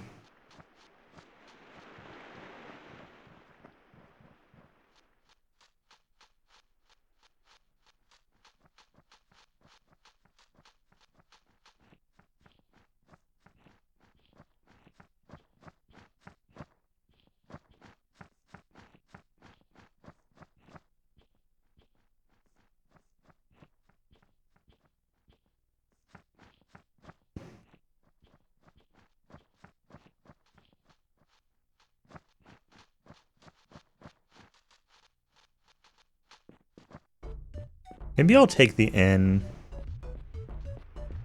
and make it day before I go to Chaos Isle. I think I'm gonna do that.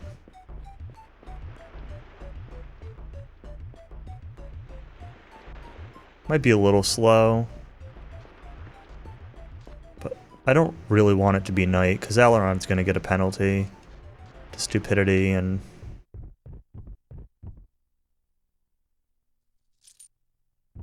Let's make it day.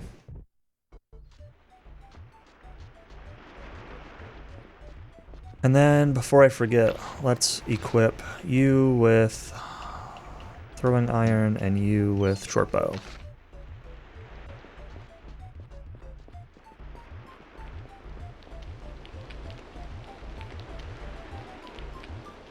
So, if I did Warfang early on Keelan, I would just fight these griffins physically.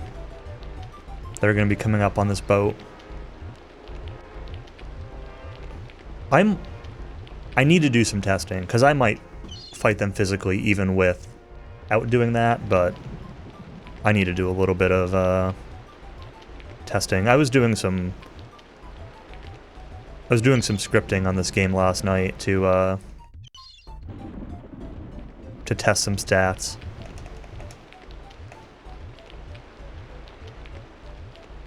Come on.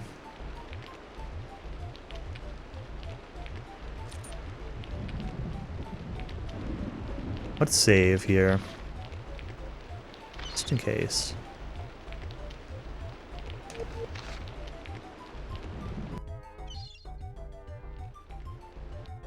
Specifically, I was doing some scripting on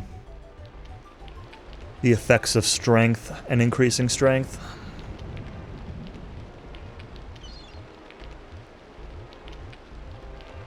And the result was basically as expected. Off by one from what I expected, but basically what I expected of there are certain strength values where your damage increases, but nothing happens in between those values. So, 18, 25, 29, 33, 36, I think, and then 40.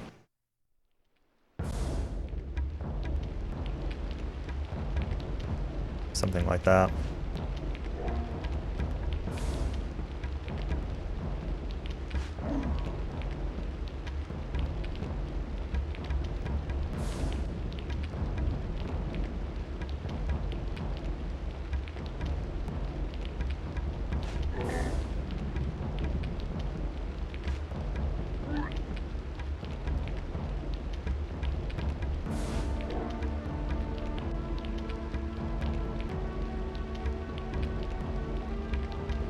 Start attacking this one. Keelan does more damage than Abracon, so I'll let him finish off the really weak one.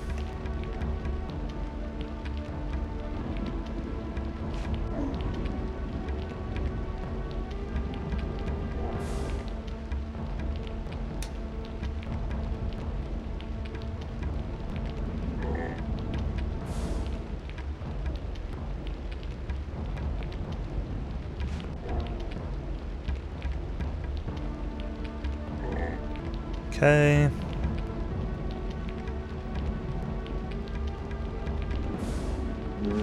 Little slow, but is what it is.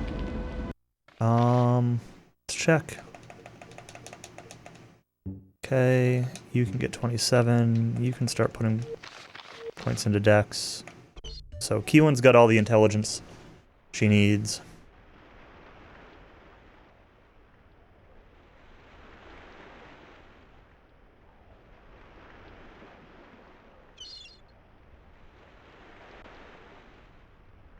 So, items in this game often have, like, minimum stat requirements to use them. And there's an item that I'm going to be getting on this island called the Wall of Bones Wand, which lets me cast the Wall of Bones spell, which is effectively an insta-kill. It paralyzes. And there's a couple of fights where it's very important to use that. And it requires 20 intelligence, so... Keelan is the fastest person, she's a high level, and we want her to have 20 to use it. Were there any RNG drops to get? Kind of. So, there's a treasure chest that I get early on, that I save scum for the Witch Ring, which is an item that increases your effective wizard level when equipped.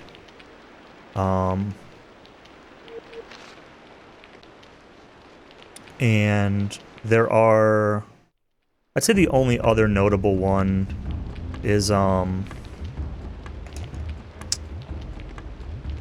there's a Cyclops that you fight who can drop a Cyclops Hurl Star, which is a throwing weapon, which that Griffin fight I just did, it makes that fight faster because Abracon would be using it instead of the throwing iron. Speaking of, I need to swap my weapons back.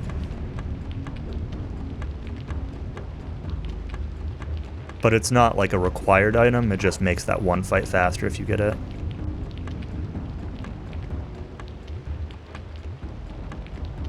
So these guys are again weak to stupidity. He resisted.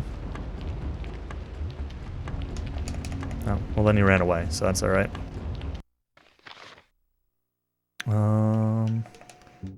Auron. Yeah, you're just fine.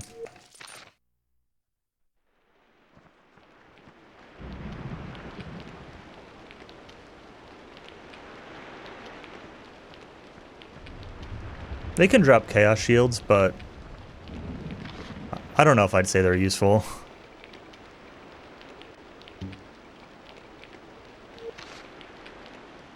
Like, shields in general are just not really very important at this point in the game. It doesn't hurt to have them, but the difference between having them and not is negligible. But they are really good shields. Like, I won't disagree with that.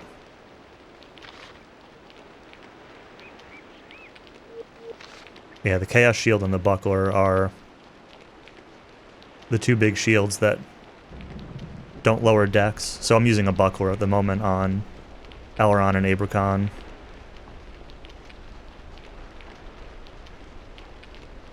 But the Chaos Shield is strictly an upgrade. Yeah, you're not taking damage. And once you get the Ring of Healing in Terminor, like, you pretty much just get your HP back after most fights anyway. There are a couple of specific fights where the wolves that come with the white at the top of the tower and a couple things like that where occasionally it can help, but I never take the time to equip it even when I get the drops.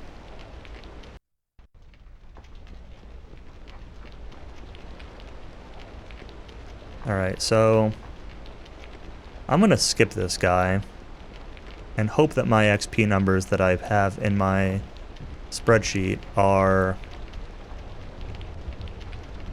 Am I not as high as I think I am? Or somewhat accurate.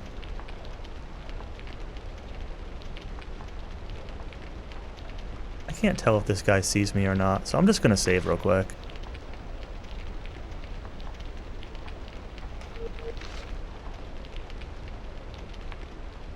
I've already got the 20 intelligence I need, so... Normally I fight this guy, but it's a pretty slow fight. It takes like a solid...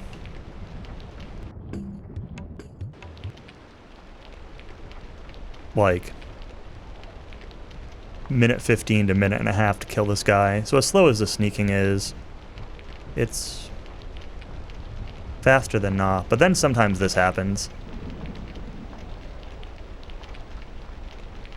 And this is the reason that I didn't do Warfang early, so I can just fix this guy following me down the stairs.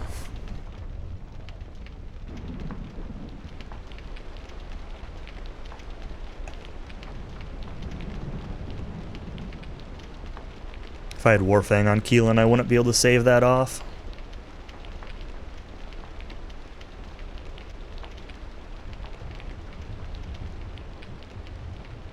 Alright, jump off the bridge.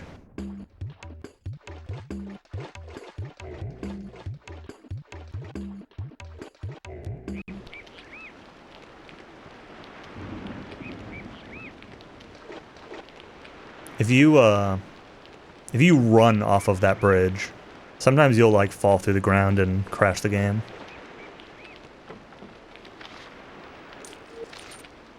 There's that Wall of Bones wand. We're gonna flee, which will bring us back all the way up here.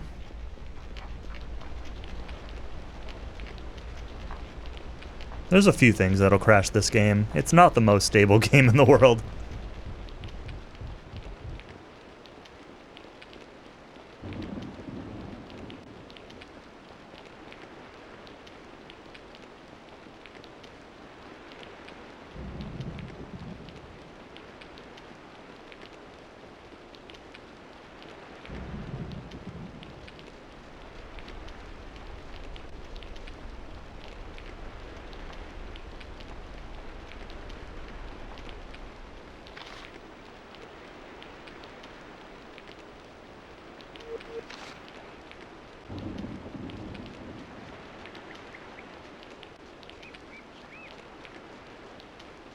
Yeah, your run had that soft lock too from the Frozen Doom. Alright, we're gonna save and reload just in case. Sometimes the Stormer on the right will aggro you here, and I can't really tell, so. I've never seen that Frozen Doom soft lock. I don't know if that's like an emulator thing, or if that's a, just rare. Because I've never had it happen to me.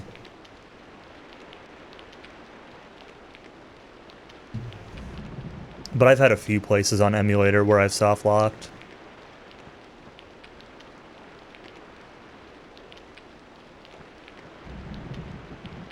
Like, it happened to me yesterday just on like a dialogue.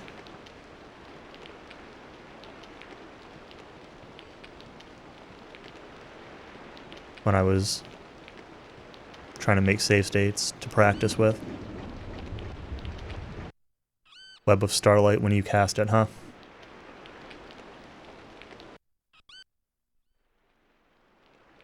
Alright, well, hopefully skipping that fight at the top of this didn't mess up my XP route. It's what I intended to do, but I have not actually run through the full run with that skip, so, or skipping that fight. So, we'll find out in about 40 minutes as to whether or not I screwed myself or not.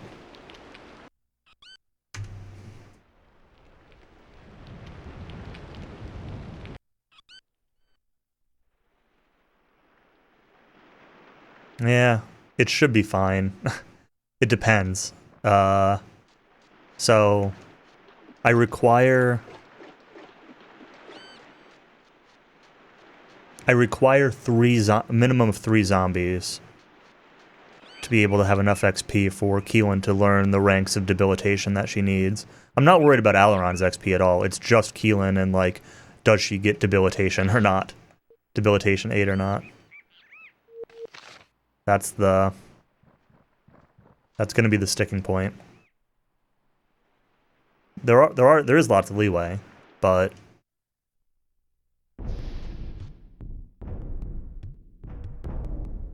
Keelan needs to get what she needs, you know? Alright. Wall of Bones.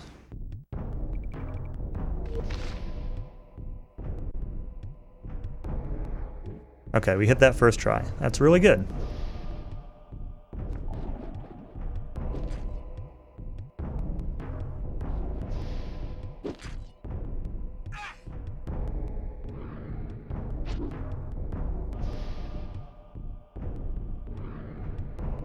These Chaos Sorcerers are pretty awful. They boost up their defense and then take, like, 2 damage. The Stormer's getting a lot of turns off. Is also not great.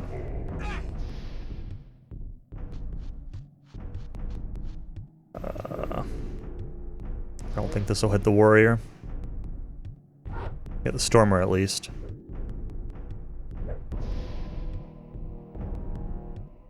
Alright, we're actually going to take a step away from this guy so I can move and Also heal while I'm at it.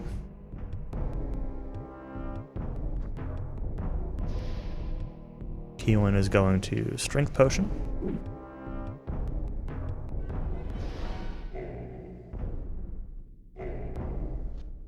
I'm a little bit scared of that. You know what? We're gonna hang back. We're gonna wait for this warrior to be dealt with. These warriors really hurt if they get to attack.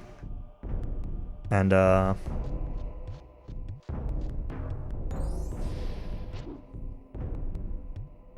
if Elrond can get off his stupidity, it'll be dealt with. There we go. Okay.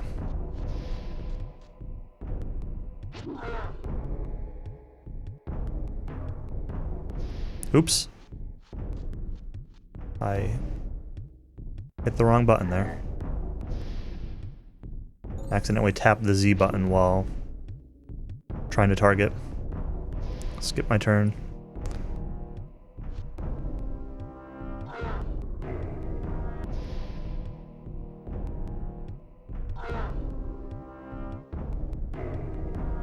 Good hits. Z targeting is not a thing. Yeah, I know. If only. Oof. 40 damage.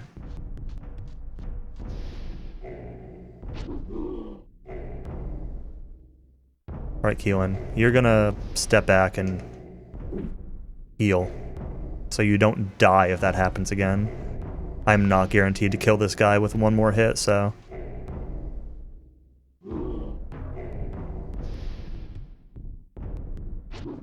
Okay. It would have been fine. Alright. Put a few points into strength.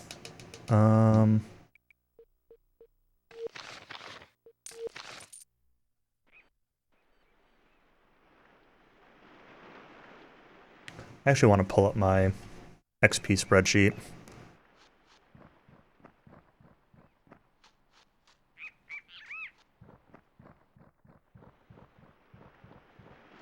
Real quick. Just to make sure that Strength 20 is something I should be getting. It should be, but I think I get it after the zombies.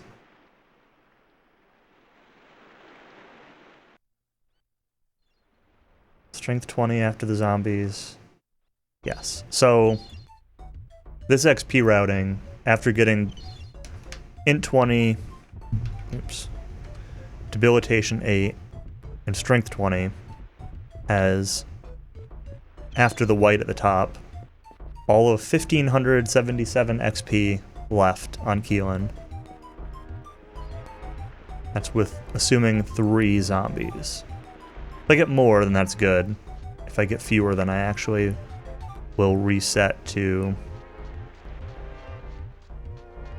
get 3 of them.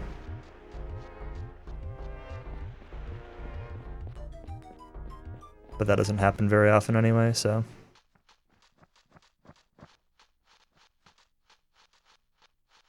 Not too worried about that outcome.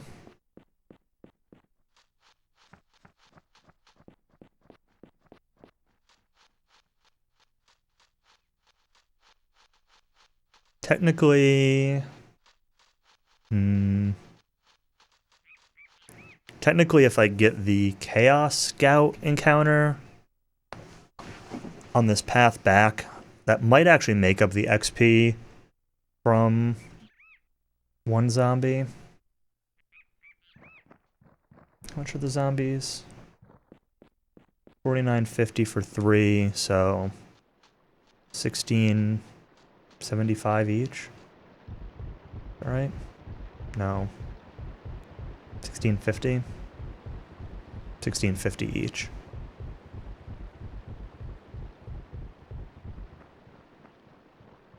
Yeah, so if I get this Chaos Scout, then I could take 2 zombies. But I'd rather not take the Chaos Scout. But, Yeah, we'll just see what happens. I don't intentionally go for the guy, but I feel like I run into that Chaos Scout more often than not, so find out in a minute.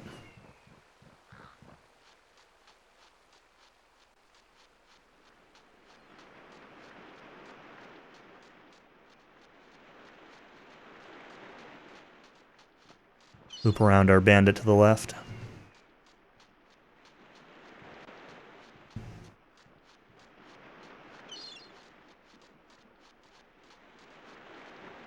And yeah, Cornhusker, you mentioned the gloves, so I wear, I don't always wear them, but I wear compression gloves sometimes when I'm playing games. I get like wrist pain occasionally, and the compression gloves help a lot. With this game, using turbo, it's not usually too bad. I put them on because my left hand was actually hurting on the joystick of all things earlier. Usually, like, I usually wear them for like PlayStation, Xbox type games, where the controllers are a little bit heavier. I never wear them for like NES or SNES. But, yeah, they're just compression gloves.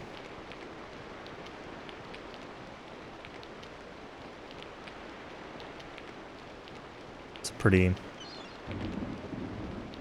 small difference, but it helps. I wear them sometimes at work, too, sitting on a computer all day. And we got the Chaos Scout.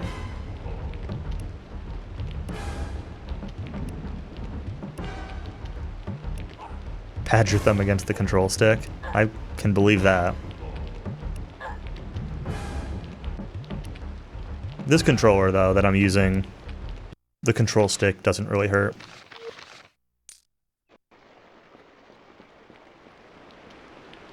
I'm using the Retro Fighters controller, and the joystick is pretty smooth. Yeah, you said that before, that there was contention about it.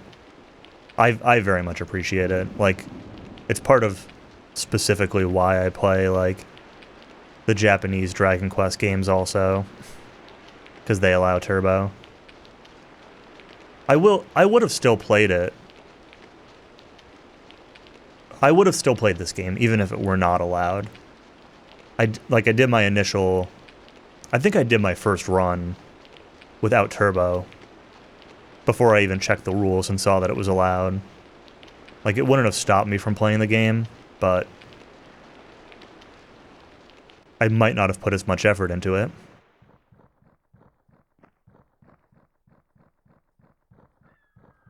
I certainly would have been less comfortable.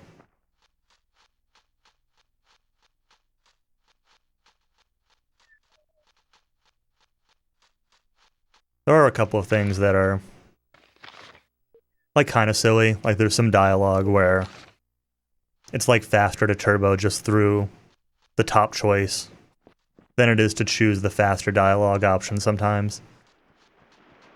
Which, like, yeah, maybe not ideal, but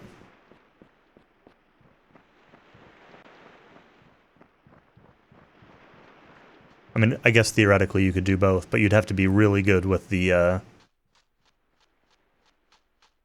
stopping the turbo at the right place.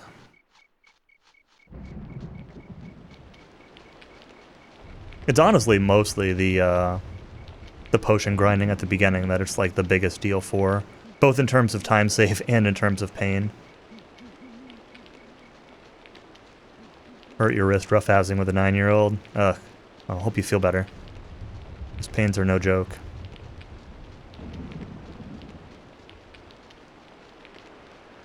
Yeah, man, I'm excited to see you come back to it. I know you said you got your FF6 stuff, rando stuff going on, but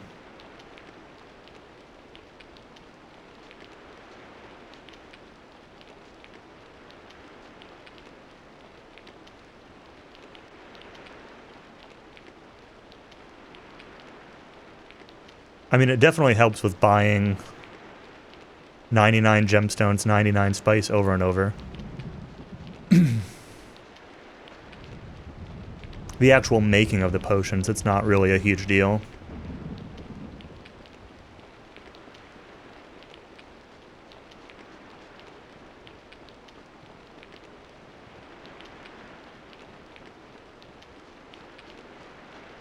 Yeah, okay. I cut back a lot of the, I say a lot. I cut back some of the potion grinding. I stop at about 85,000. I only make 2 strength, 2 dex potions, and stop at about 85,000 gold. I only buy 1 dragon leather now, and it's actually something you recommended. I use the sapphire gems from Kitterak to get the debilitation scroll, but I also use them. I buy curing potions, and I buy strength potions in Aramon instead of making them.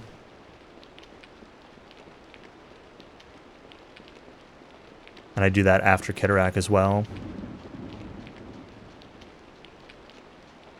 What a task would look like. I was saying that earlier on the stream. That I kind of wonder. I've thought about, like, I don't know. I thought about doing like a human theory task, just like using the human route. But yeah, basically, hold on a second, let me get through this real quick.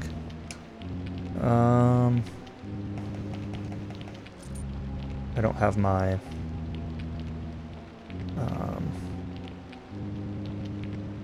I don't have my notes. Thought I did.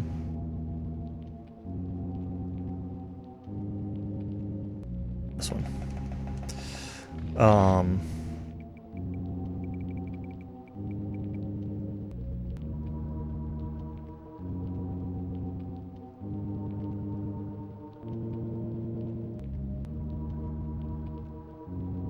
really know how much money I need here. Let's just go with that.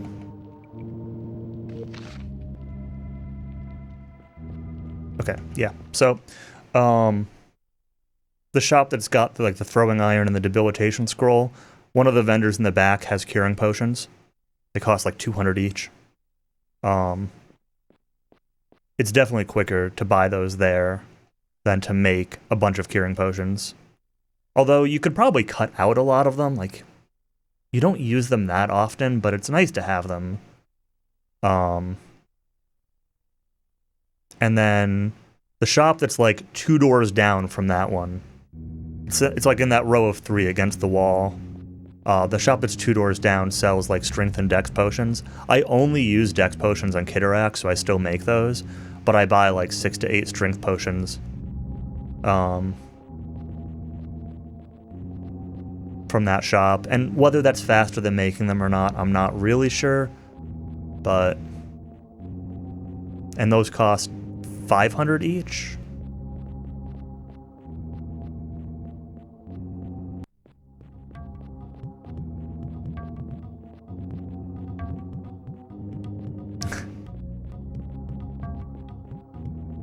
Yeah.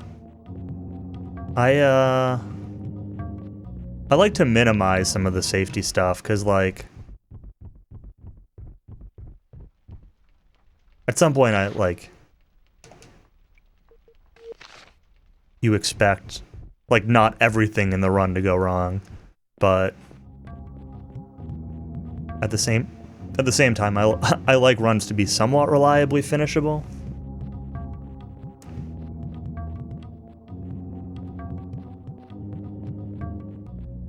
Cut them out, yeah. Well, I mean, that happens. I'm gonna do this menu real quick. If I can remember what I do in this menu. So, actually, let's do this first. Unequip that. Valeron, you get Tinker's Glove, Ring of Healing, Boots of Speed, Bow of Accuracy. Khan, you get Ring of Healing and Boots of Speed. You get Boots of Speed, Ring of Healing, re-equip the rope. I don't know why I'm saving here.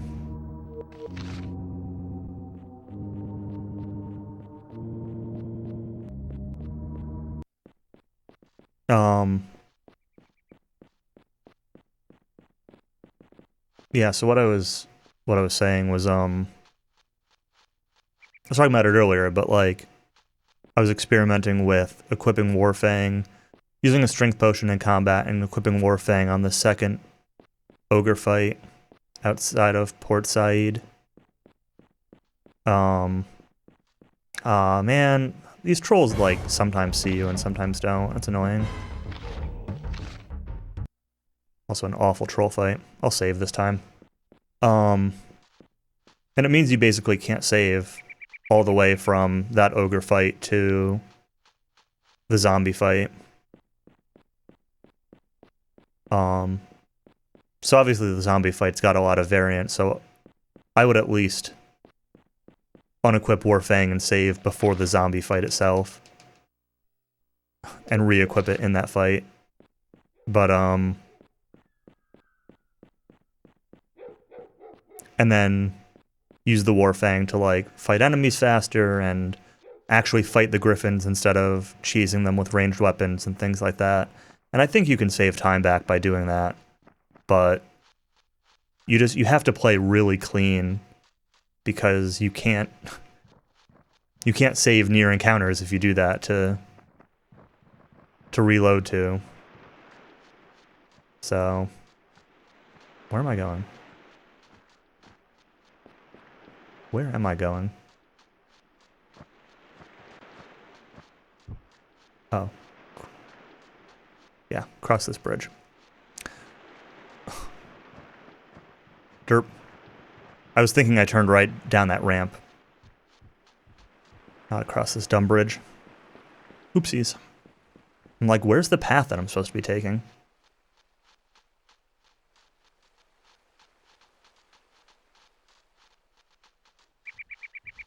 But yeah, I definitely prefer, for most games,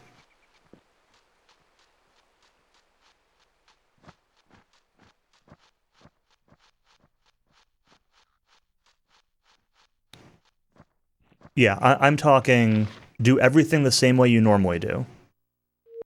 So, get Keelan, fight the first ogre fight, fight the second ogre fight. During the second ogre fight, the one that's got 8 enemies in it, the one that you actually have to fight enemies to kill, in that fight, use a strength potion and equip Warfang. Kill the second ogre, do the lighthouse, go to Chaos Isle, go to Namer's Isle, come all the way over here with no saving. I did it in my last run. I had a 355 in my last run doing that. And like, I don't know if it saved time because I, couldn't safety save away encounters. So it's doable. It works. But like, is it better? I don't know.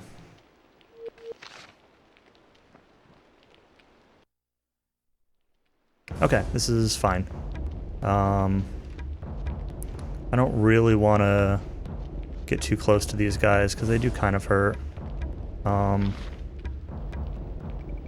I was debating using light, but we'll skip it.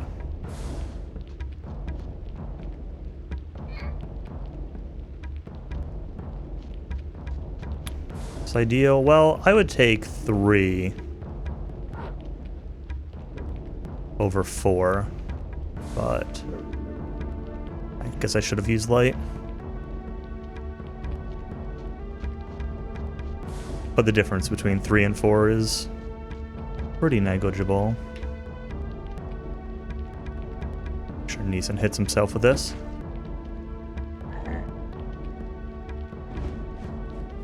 I resisted.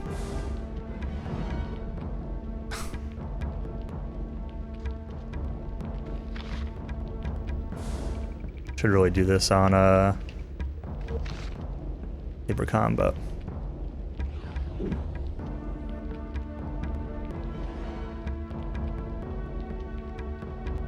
Well, I mean, you can still position yourself so you don't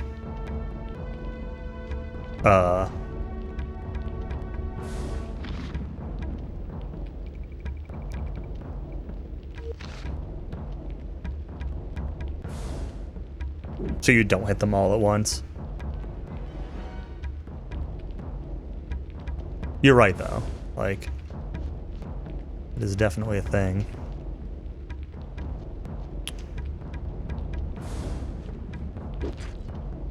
Right, Neeson, hit yourself this time, please. Good.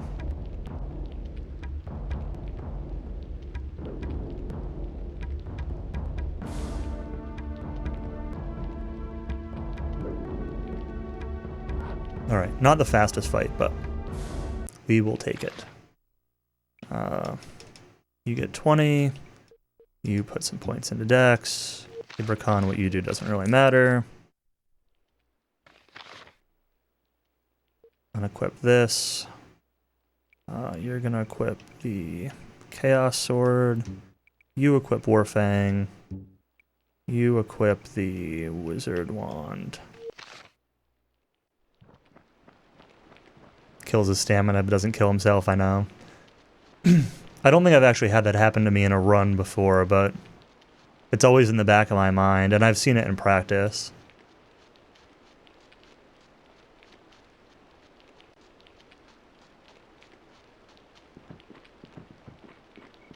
Thankfully, the zombies do enough damage that it's usually not too bad to let them kill him off if you stand up close to one, but it's certainly not... certainly the worst outcome, as you say.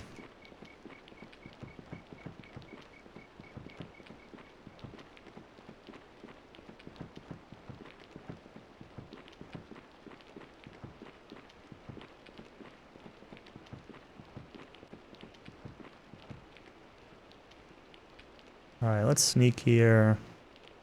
I'm probably gonna save in the middle of this walking path, because this lizard man sometimes is dumb.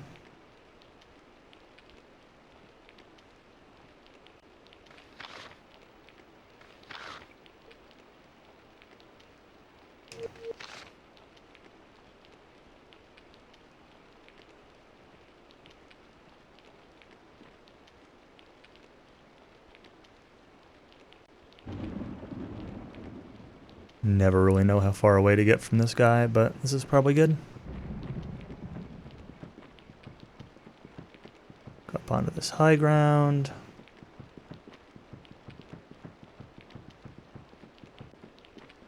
I need to look through the movement of this area again at some point.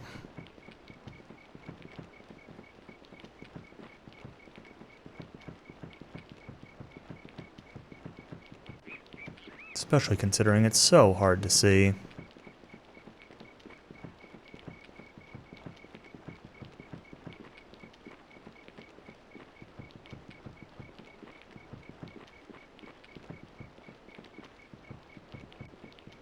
There's an enemy around here that I'm going to have to be very careful of.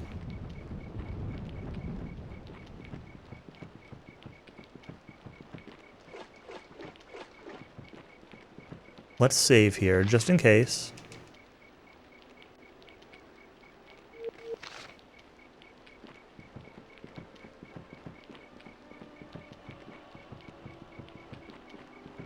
Is it not here?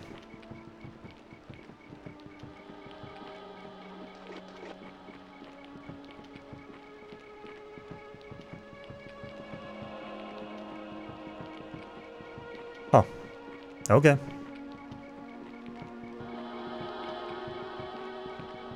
That just worked. Good, I'll take it.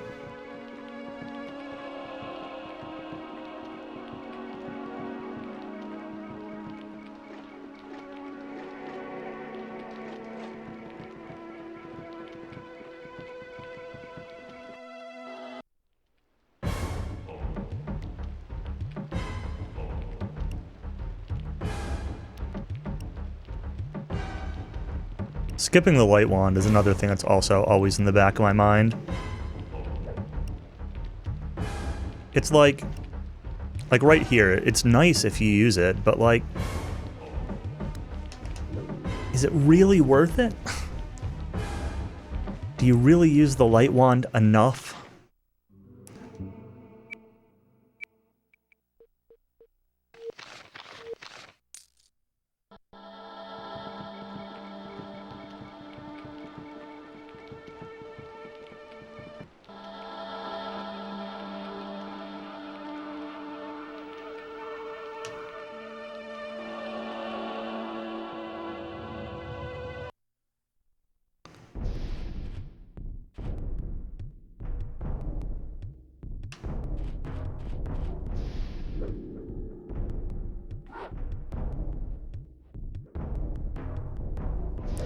Well, maybe I should use it here. It is nighttime.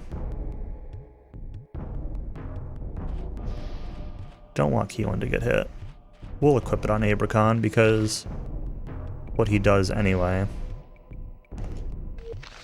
Might as well just use it. Really don't want this fight to go on and start getting bashed by these idiots.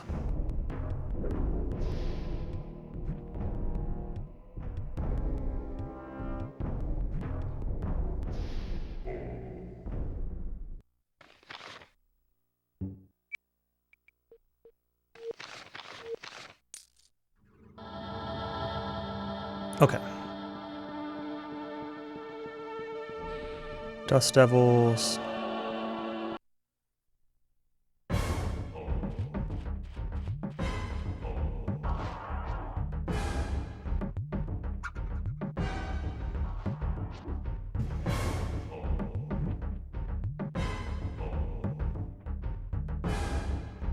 Oops.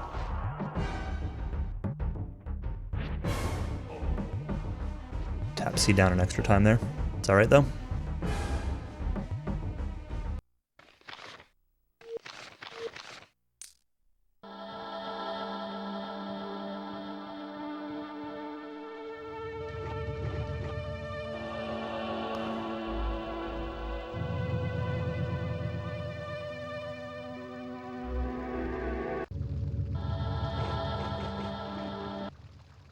This lizard man is such a jerk.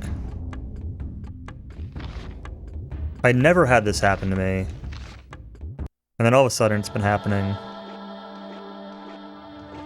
Like, all the time.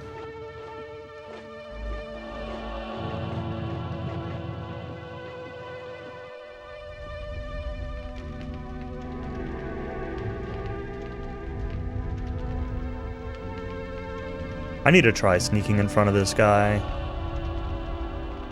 Seeing if he sees you or not. It's not really a big deal to reload through him, but...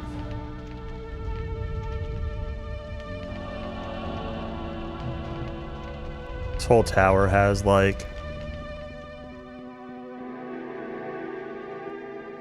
I play this tower so safely. Always feel like it could be better.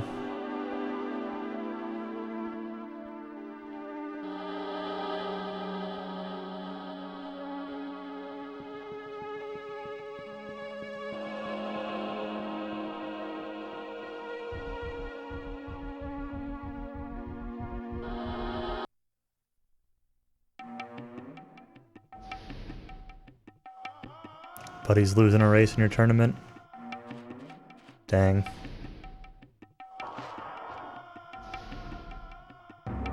I'm not really, I've never actually played FF6, so I'm not really too familiar with either the game or the rando.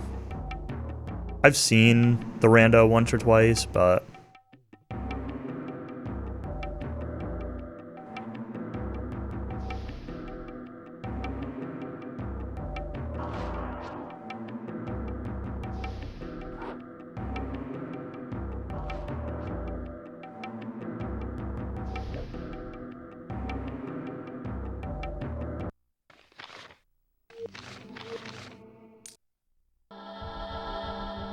two FF6 randos, I believe that.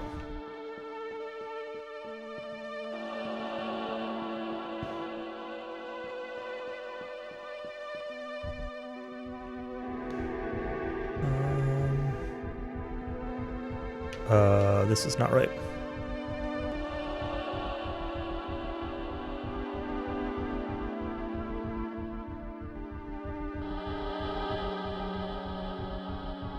Save before this guy.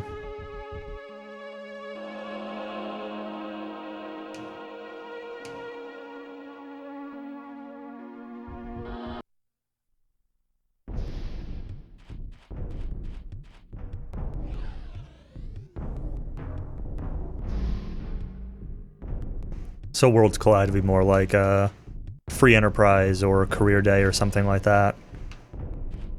I'm assuming is what you're is what that would result in. Let's try not to get owned by this dude.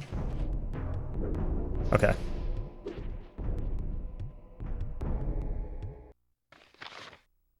Got that first try, so that's good.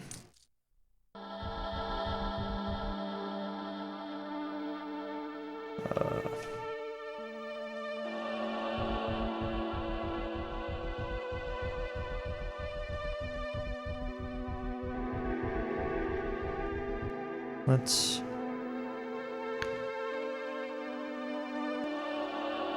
put this stuff onto Keelan. I don't really know when, like, the best time to transfer this stuff around is. But... because, like, it doesn't really matter. But she uses spells here that can be resisted, and Auron doesn't, so... we're going on to her.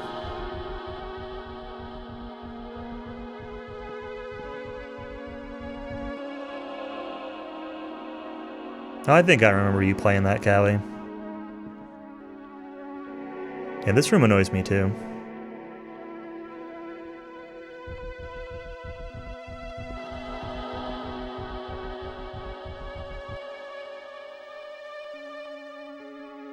Yeah, this is the best I've found, is like doing a little bit of running there. But you have to go like really wide because things will aggro you through the wall, and you're still doing a ton of sneaking. Doing that only saves like a couple seconds versus just sneaking straight. It's really almost nothing. Now this is the room that I hate.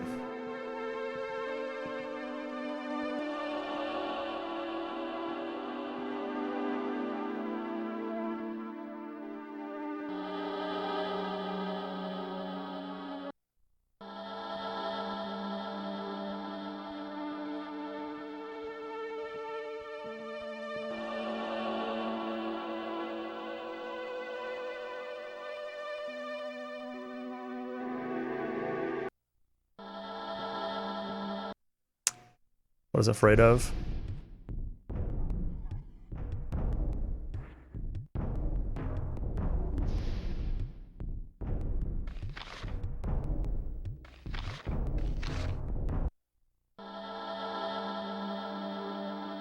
You know what? Let's try this.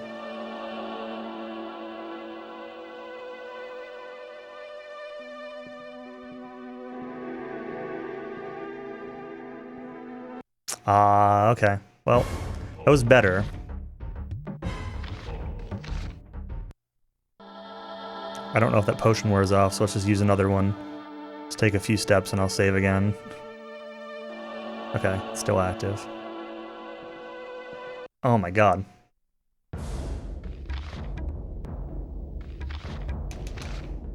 The thing is, you can't. Like, unless you literally do take like a step at a time. Because, like, he is facing me where my save point is. So he just sees me again.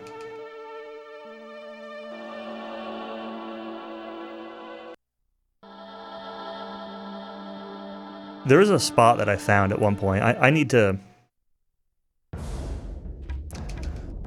practice this room. There was a spot I found at one point that was, like, perfectly placed.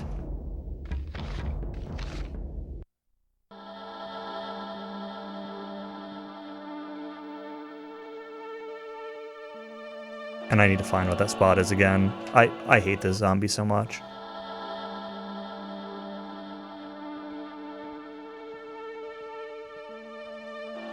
There's like a minute to that room every time.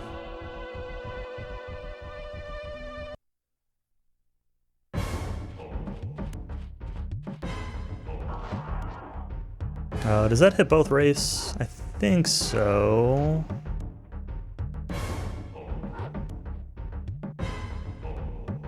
Did not. I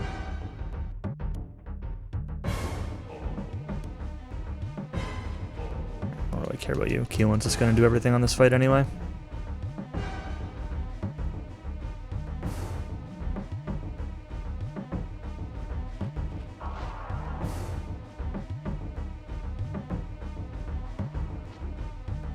Delete it twice, I know. Same.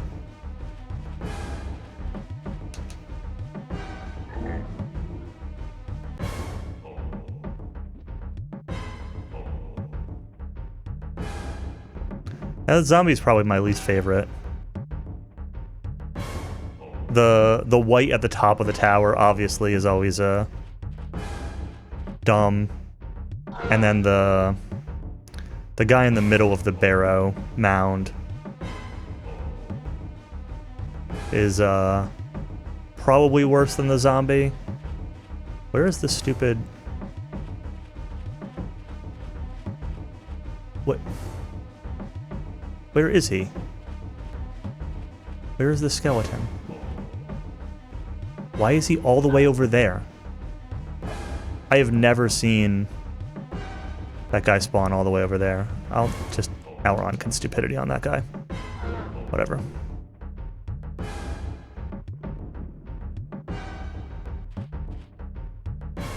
It's really just the one guy in the middle of the mound that's an issue.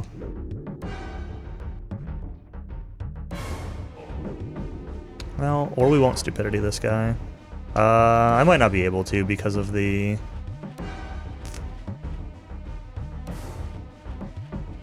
taking the wizard stuff off and giving it to Keelan.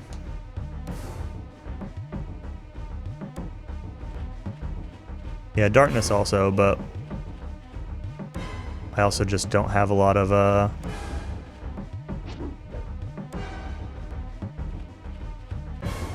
wizard right now, and I don't remember their exact stats. It's fine. Just let Keelan do it. Usually not an issue, because he normally doesn't spawn all the way over there. It's the first time I've seen him spawn that far back. He normally spawns right with the other ones. But it happens.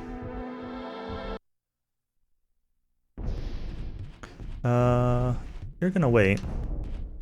I hope this golem isn't an issue.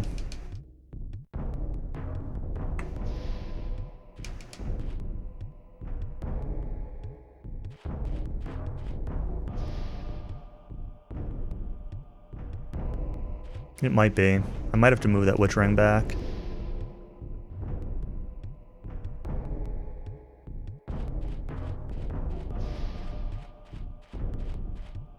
That's cool.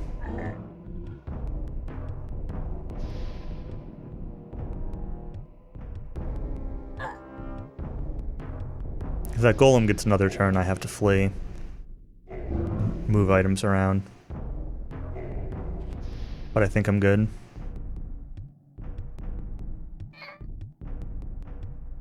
Nope, I'm not good.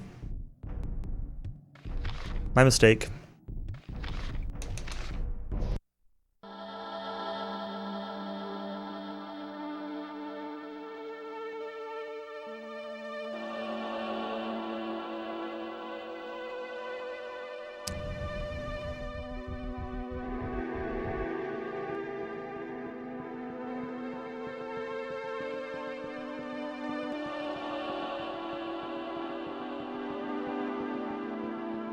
Having the higher wizard can sometimes be nice to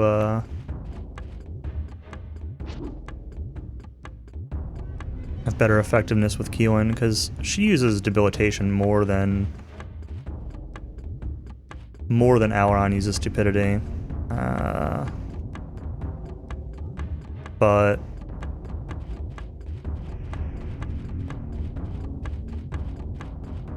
I always forget about this. But he's gonna lose, dang. Is it like a double elim tournament, or group stages? Like, if he loses, is he out, or how's the thing set up? Group stage, okay.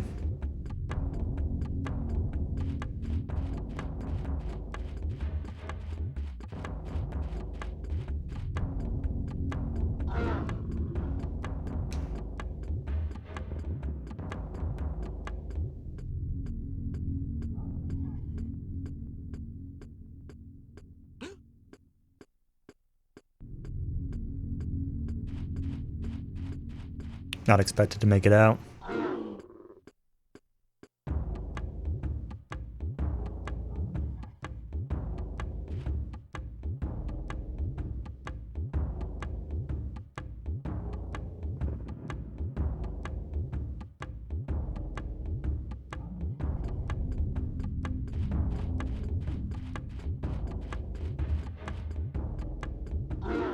Yeah, I mean, having extra stupidity scrolls is certainly nice, but at the same time, like, even at 4,000 each, it takes time to get that money, and you don't really get that time back.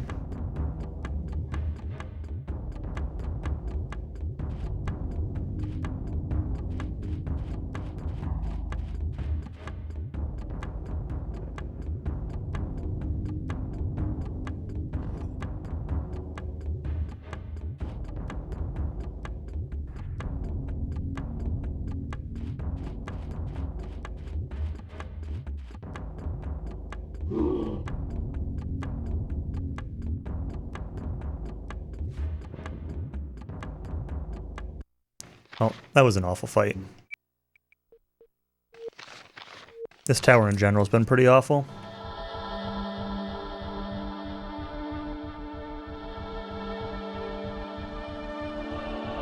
$2,700. I mean, that's still not cheap.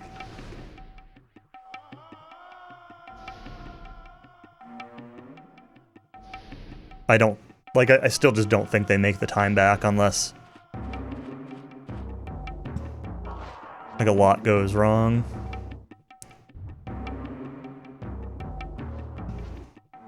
Because I tried testing that. I did testing buying more stupidity scrolls, and they just, like, weren't reliable enough.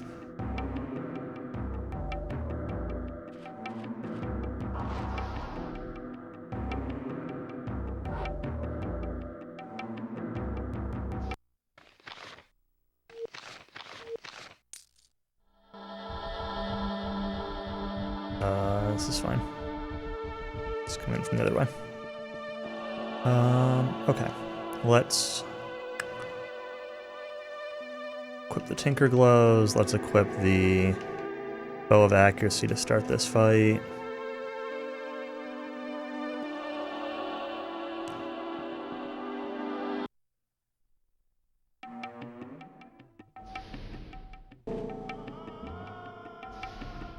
Let's see what happens here.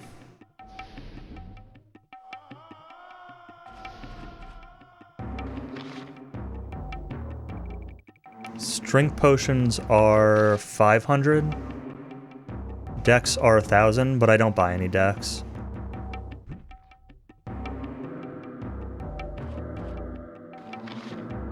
I only use dex on the Kitterak fight.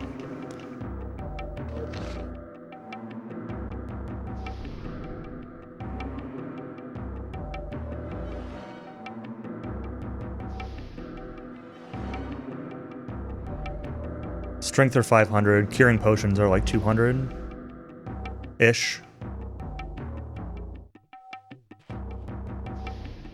I love that. Wolf falling through the ground.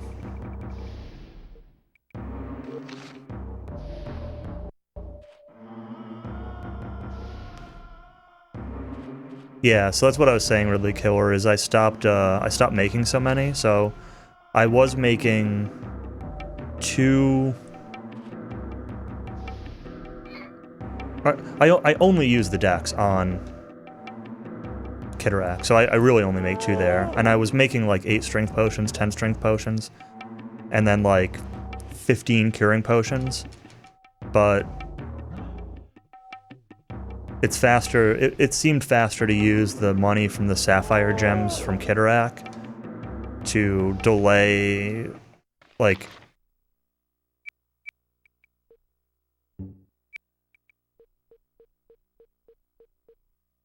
Yeah, I don't know.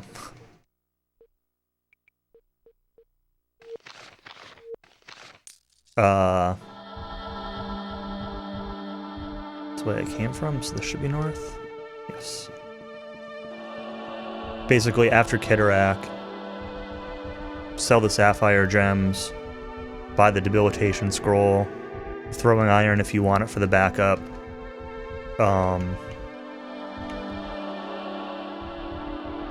And then buy curing potions, which is in the same shop. And like 2 doors down from it is the shop that sells strength and dex potions.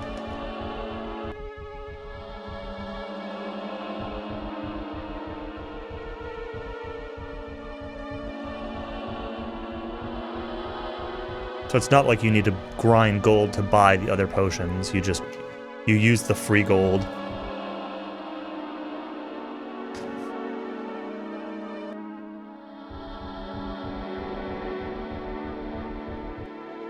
Alright. You need to unequip Wizard Wand and Witch Ring. You need...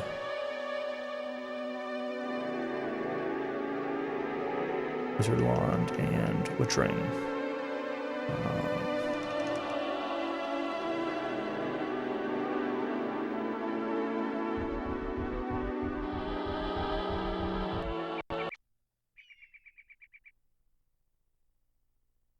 Yeah.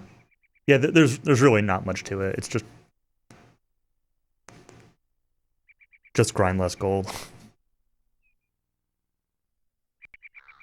And again, there's things that, like, depending on how many stupidity potion or stupidity scrolls you want to buy, will kind of depend on how much gold you need and how much risk you want to take on the sapphire gems, because Kitterak can drop a range at least 5 to 7. I feel like I've seen 4, but I'm not sure. So, like, your exact money threshold, it's a little bit up in the air.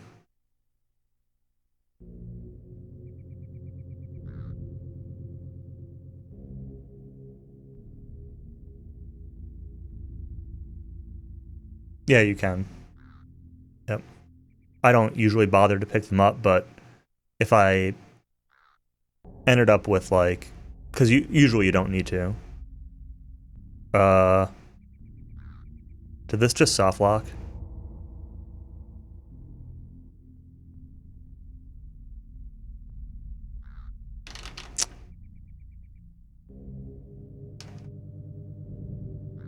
I think this might have just soft locked.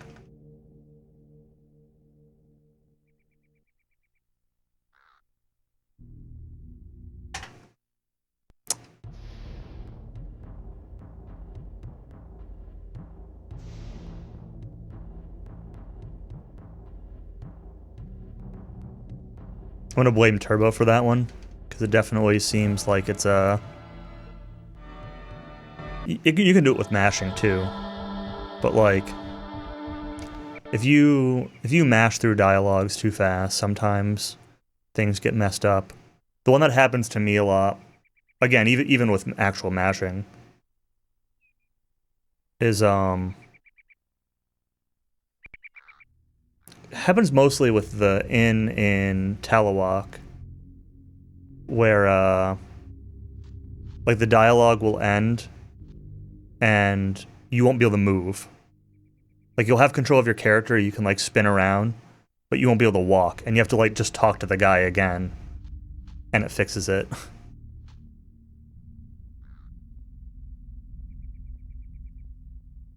But I've seen other dialogues do this before too, where it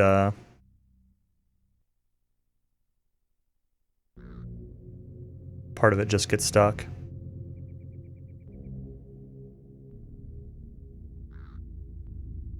Did it happen again? Did this just softlock this cutscene twice?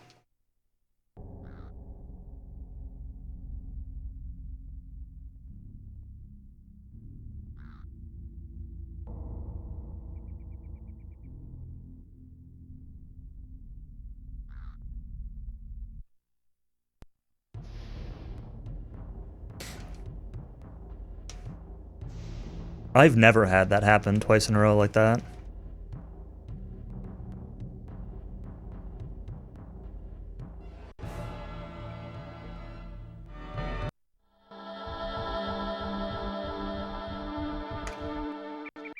It sure is dumb, SK. I'm gonna mash this out instead of turboing it.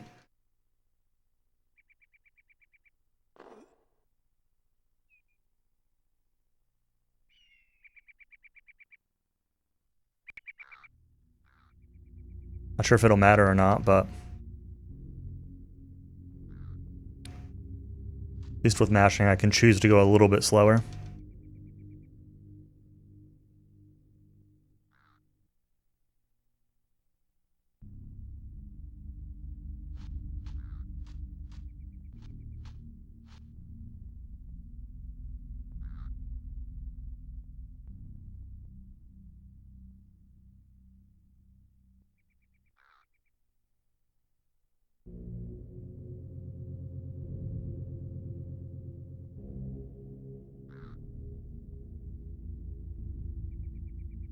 Yeah, I know I'm past it, but I don't want to hit something else to hit a similar thing, so I'm just gonna mash it.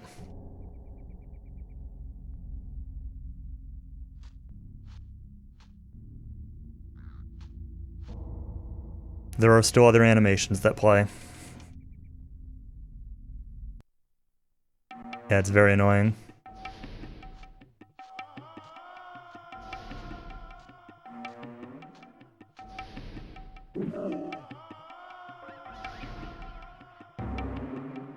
That was like minutes.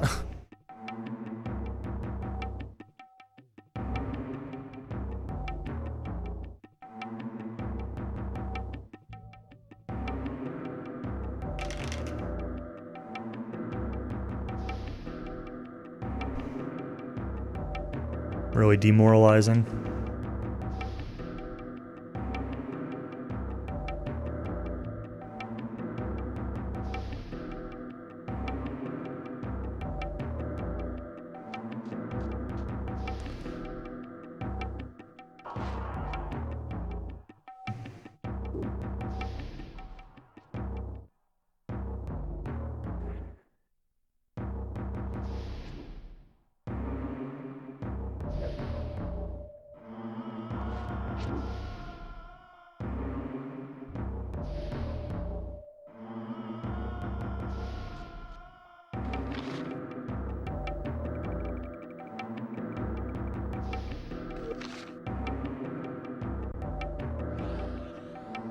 Fix the darkness.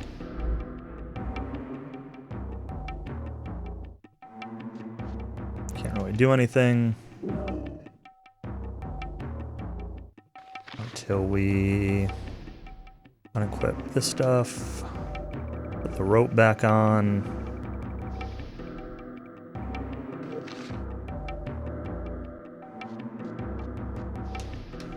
Ah. It's not really a great spot.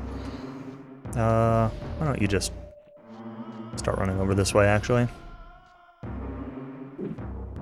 Ferris can deal with the skeleton.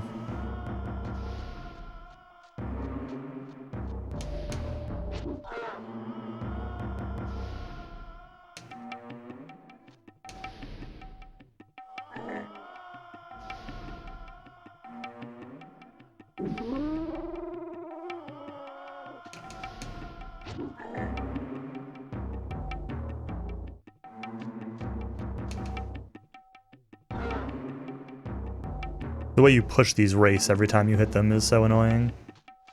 Alright. Ferris, you can just stay there.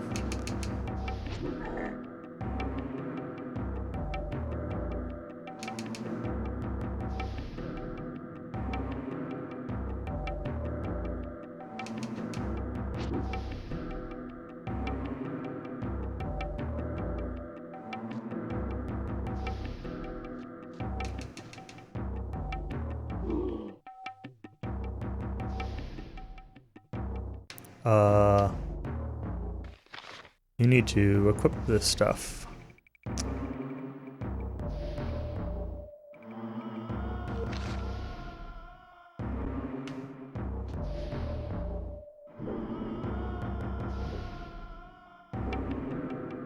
Being this close is a little bit risky. These guys do kind of wallop you if they hit you, but at the same time, try to avoid hitting more enemies than I need to. Okay, Wraith. Just please die.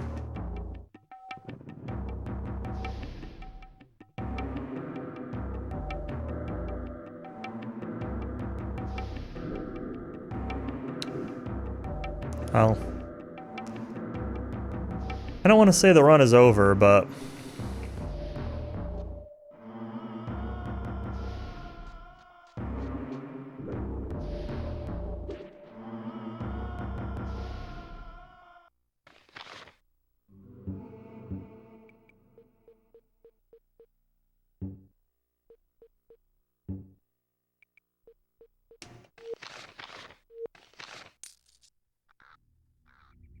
the run's kind of over. Between all the time I lost to that plague zombie and all the time I just lost to Shamsuk, there's still a little bit of time to be saved by the end at the end of this run, but and losing 6 minutes in Shamsuk's tower is a tough pill to swallow. Especially considering it was a first try Wall of Bones.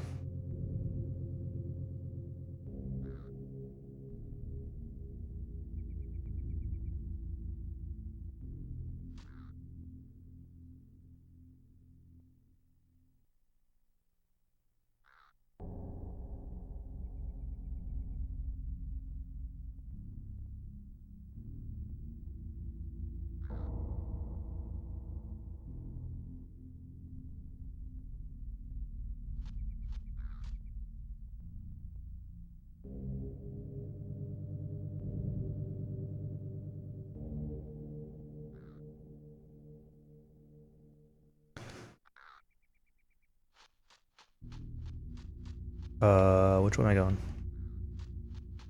East? I think I go east. Yeah, that zombie's tough. I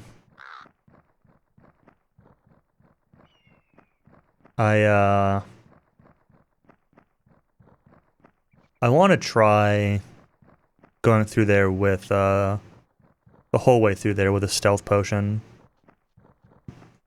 And see if that makes things any better.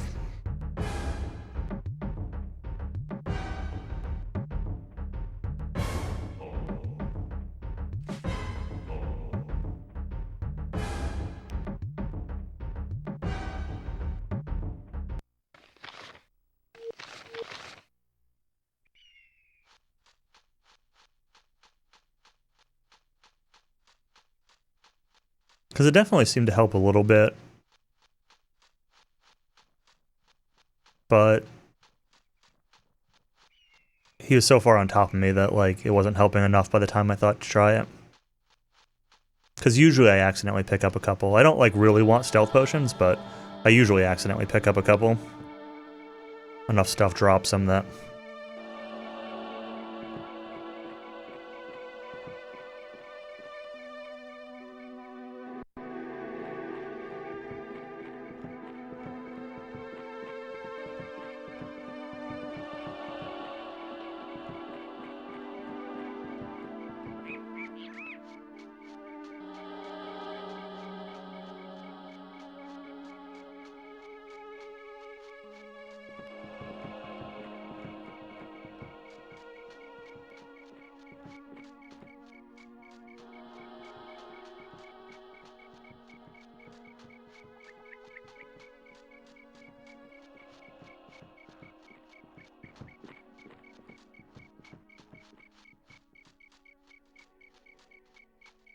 Still salty about needing to reset twice on that dialogue.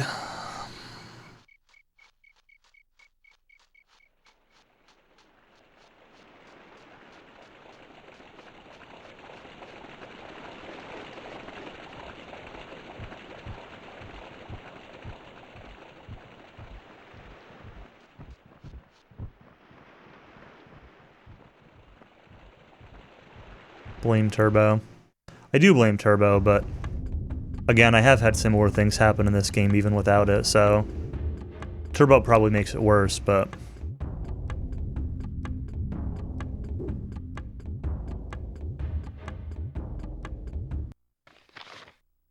I want one more point of strength. There we go. You get a damage boost from at 25 strength. I was talking about this earlier, but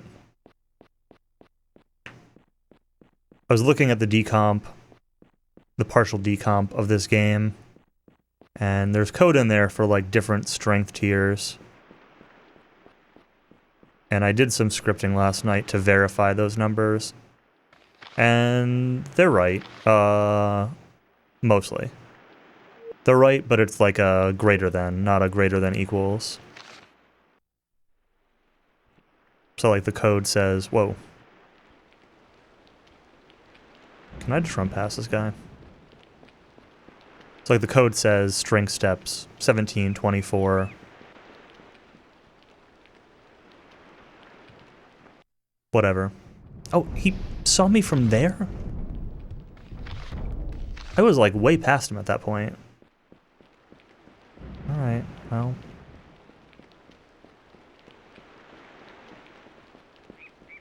Just run up here. Get kind of close to this guy.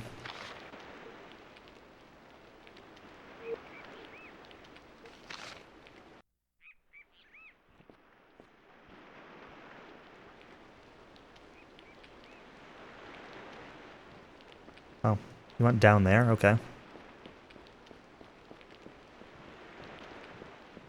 But anyway, 18, 25, 29. At those values, your damage increases, your physical damage increases, but the in-between numbers do nothing. So going from like 20 strength to 23 strength is useless. Unless it's needed to like equip an item or something. As an example. But going from 24 to 25 will get you a small damage increase.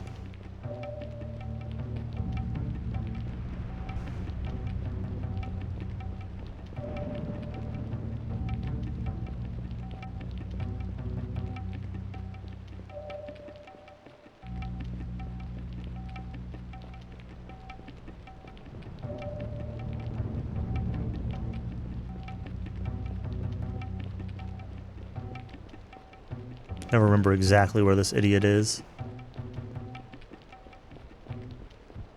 And where I need to sneak for it.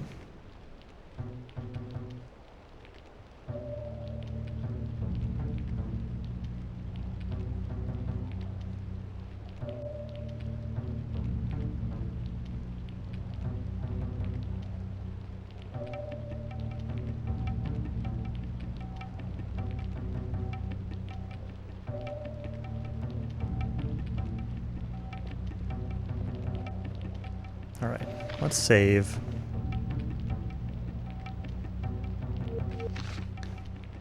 Let's see how bad this walk goes today. Last time I made it through here with no encounters.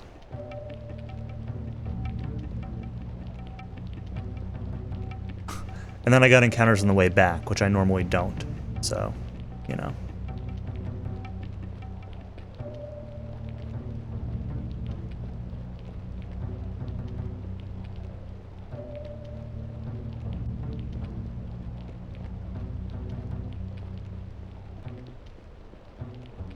The answer is just save a million times while running through here. Because a bat can just aggro you out of nowhere and you'll never see it in time.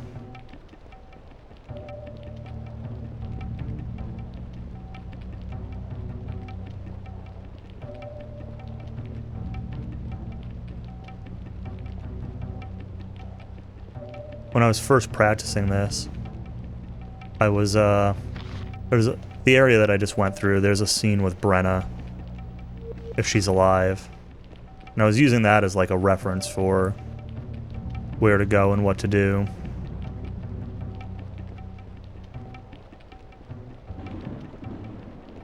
And then I started killing off Brenna early. And, that was the end of that. This worked, though.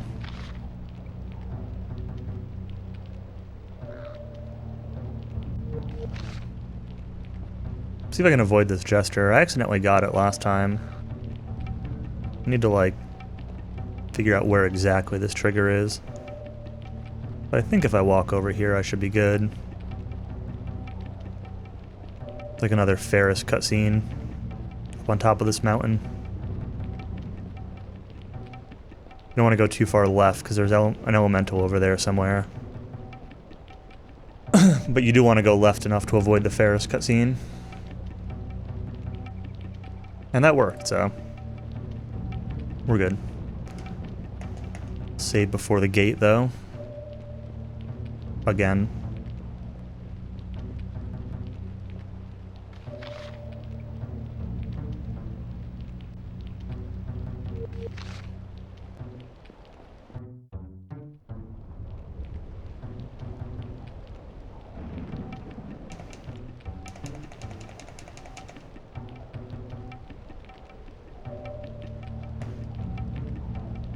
Yummy egg roll commercials. Egg rolls are pretty tasty. Especially pork egg rolls. Those are my favorite. Roast pork egg rolls.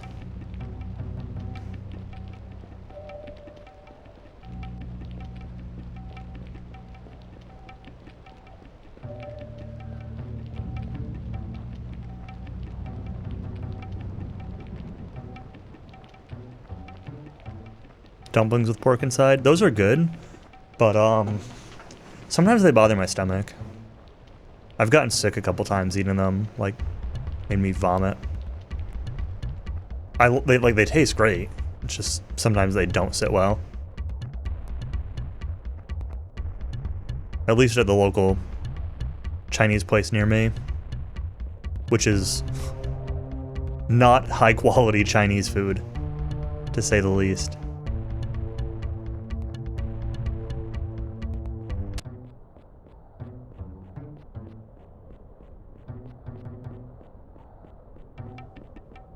That's cool. I've never been to China.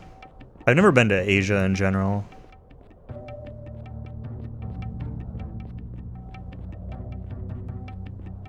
I'm gonna save, just in case something dumb happens.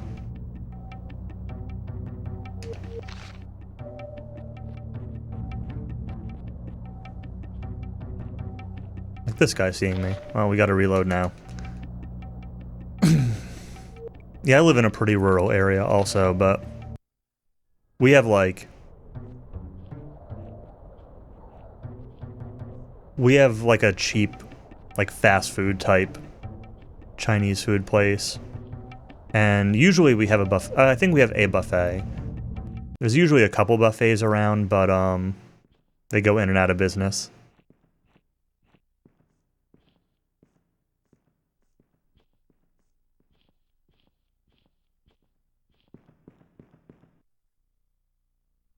That's a pretty big difference. I live right next to Vermont, and Vermont's kind of similar. I don't know if the ratios is extreme, but I know the more cows than people thing is true in Vermont.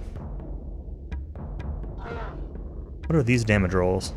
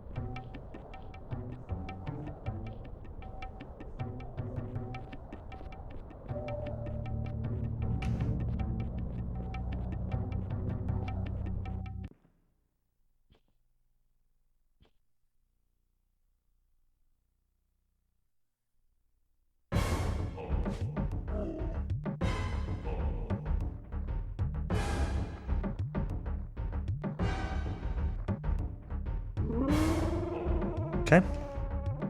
Skip Q1's attack animation there. It's so weird how that happens sometimes.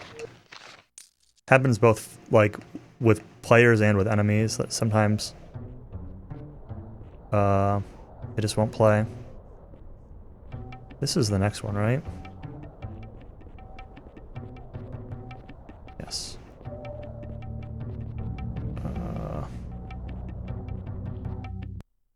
That's the wrong hole.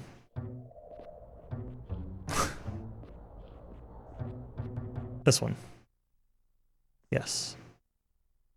This way. Not this one, right? Yeah, not this way. There it is. So easy to get lost down here.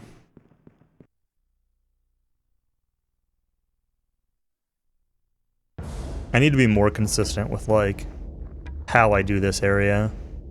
I kind of wing it every time, honestly.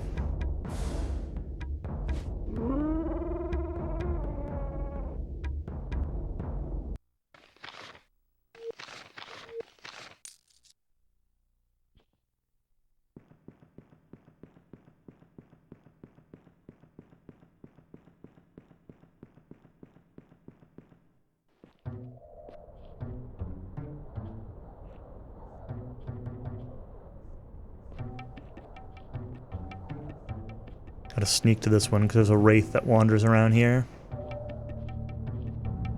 I don't want to aggro.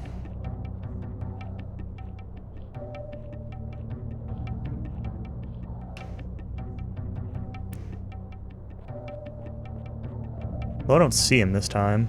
Normally there's a wraith around here. Alright. We go this way. Save before this fight, just in case.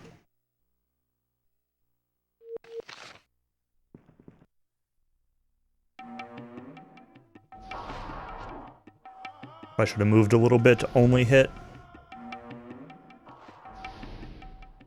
the wraith, but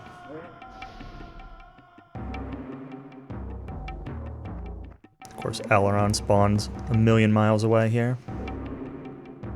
Still enough to hit them.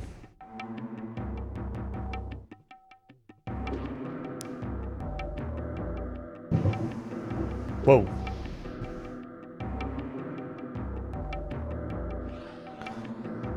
Some thunder outside.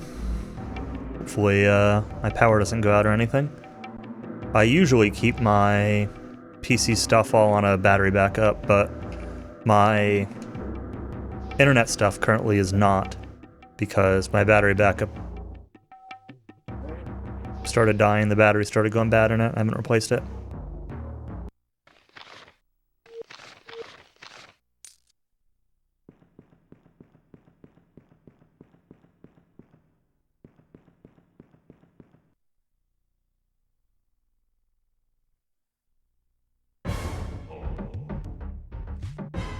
How often do you have to replace those? I'm not really sure. I'd say like... I think they're recommended like every 3 years or something like that. But... like they'll usually last longer and just hold successively less and less of a charge. But the one that I have, and this is what happens sometimes when they actually really get bad, is they will start to, like, I'll come home from work one day and it'll just be a loud solid beep as if like there's no battery or something, and like stuff is still working, it's just flashing red and has like a really loud beep, and the only way to fix it is by powering it off and powering it back on. And I thought it was being overloaded because I added my NAS to it, and then I took my NAS off of it, and it seemed better, and then it started again. So I don't know if it's a case of like it just can't put out the amount of current that it needs, or if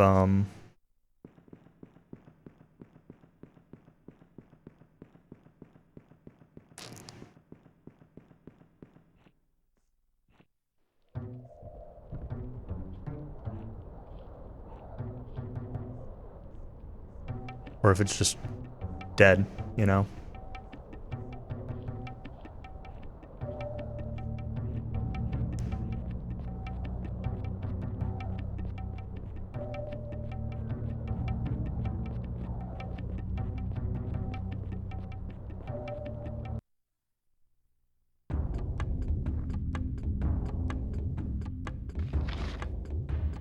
I have 3. 2 of them are small. Like, because they all have different amounts of power that they can handle, right? So, that's not the right way. Where am I? So I've got one for like my video game consoles. I have one for like my network equipment, my router, my switch, my wireless. And then I have one for my PC. Because it's a gaming PC, it takes a lot of juice, so it's the hardest one to power. The other 2, like the game console one and the network stuff, could probably all be one, but they're just not close enough together.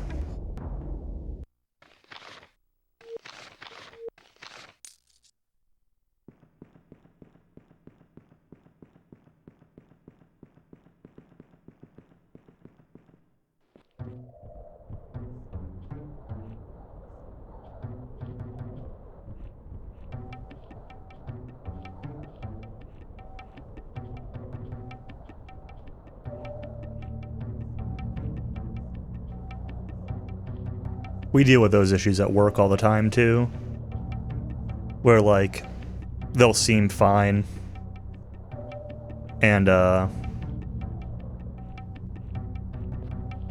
of a sudden like the power will go out and we'll get a call that like, oh, a switch is down somewhere.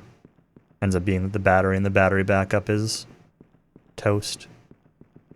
I think my two small ones are like 350 VA or something like that, and my PC one is like 1100 or 1200 VA.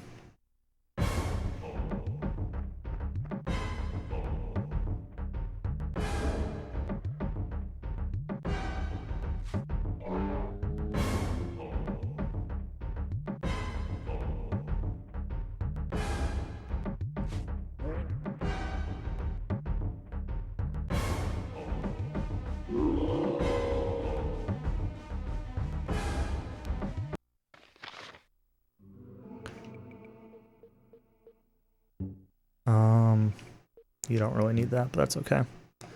You don't really need this either, but that's okay. Yeah, not too bad. Oh, Ash, I don't think I mentioned this. So yesterday, I got selected on the Newegg Shuffle for a 3080, but I didn't buy it.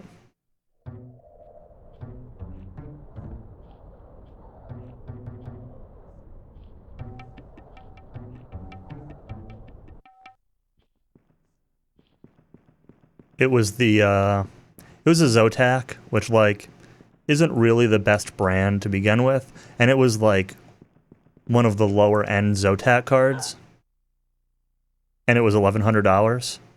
So it was one of the ones that's meant to compete with like the $700 Founders Edition one, and it was $1,100. If it had been like $850 or $900, I'd have bought it, or if it had been like one of the nice MSI or Asus cards or something, then I would have bought it. But think of all the scalping I could do. I don't want to scalp.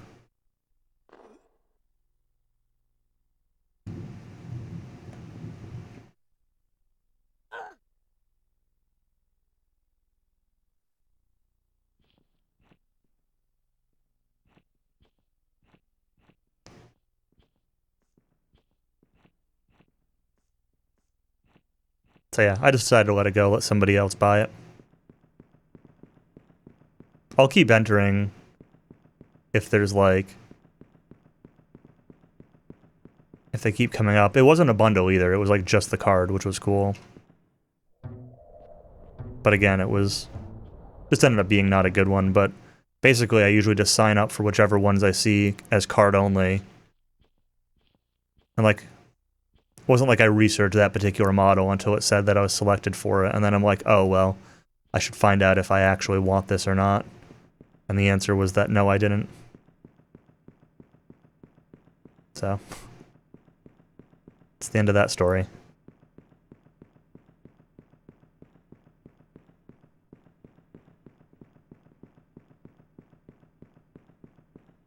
Alright, let me save here.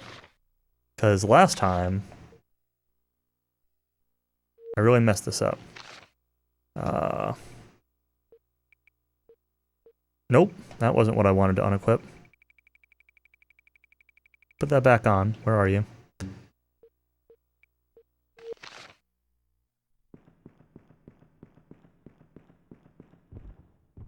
Oops, I did not want to get this fight, but we'll just clear it. It's okay. I would take an EVGA. I don't know. I'm a little mixed on EVGA. Like, they don't always have the greatest reputation. Their customer service usually has a good rep, but like, quality-wise, their cards are very hit or miss. And like, their 3080s ended up getting really good reviews, but then they also had the recent issue where they're like, dying. So, you know, it's not overheating, it's Apparently the issue is that the fans are trying to spike to like 10,000 RPM or something like that, which is causing it to try to pull a ton of current into the fans and frying stuff.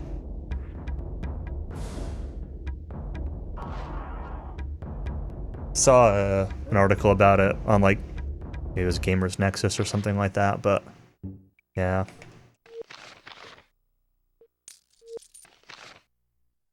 Yeah, really odd. Just for like very, very brief periods of time. And obviously the fans are only supposed to go up to like, I don't know, 2,000 RPM, 3,000 RPM, something like that. I don't know the exact speed, but like a burst of heat or performance or whatever is being demanded, and then the fans are trying to spike up to like 10,000 RPM to compensate.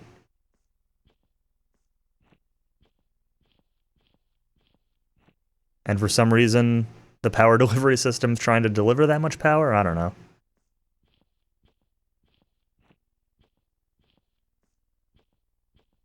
However much current it takes to run a fan at 10,000 RPM.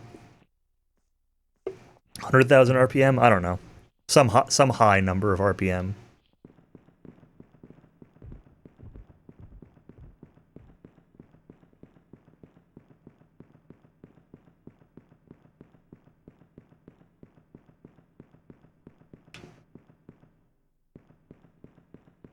I mean, the cards have been out for almost a year now, and they're just finding it now, so it seems to only be a couple of, like, really specific situations that are triggering it.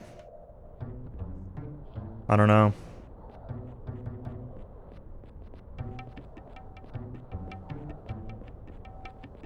Or at least triggering the failures. I didn't want to get hit by this wraith, that's annoying.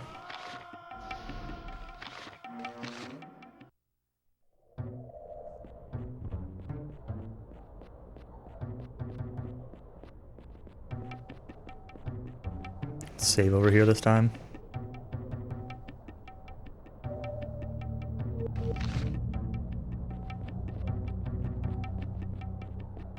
Once I'm sure I'm clear, I'll split here. Over to this line. Alright. We're back in this.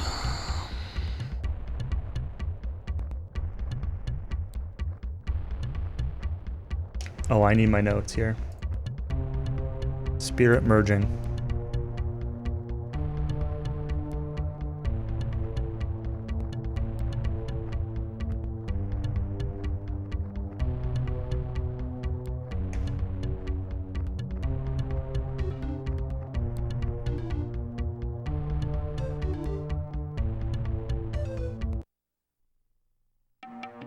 Free PB? Well, we'll see about that. There is still time to be saved. My PB does have some sloppiness here.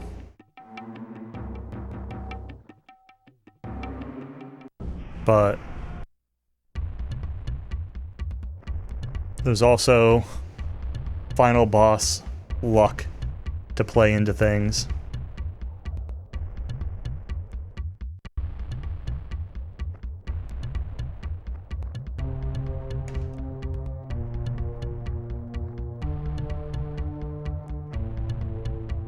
Alright, let's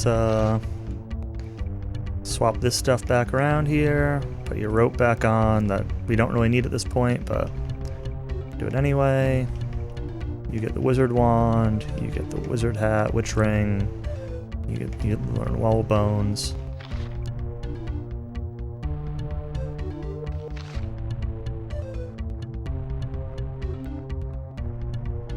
Alright.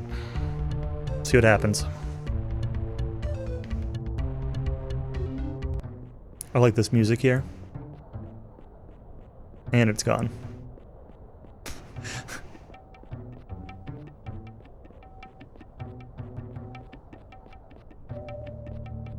We had a few seconds of good music. For very loose definitions of good.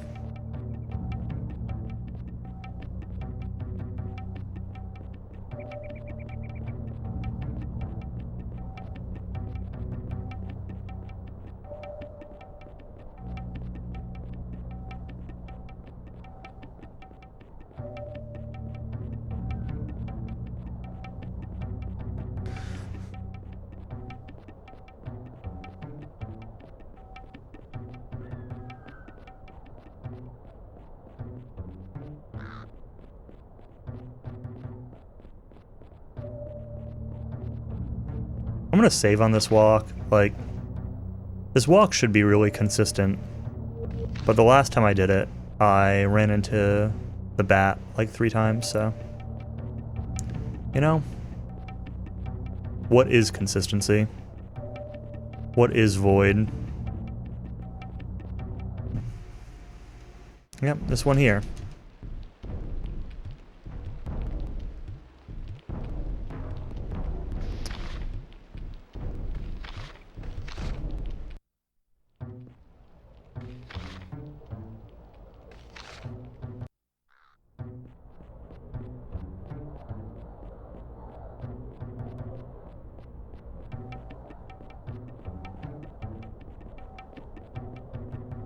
Save again.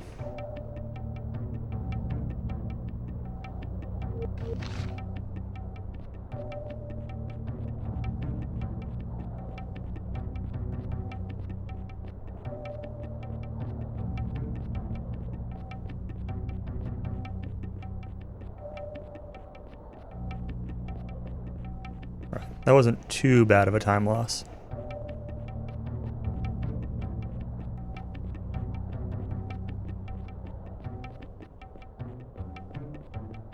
All fell apart when you were looking at cases.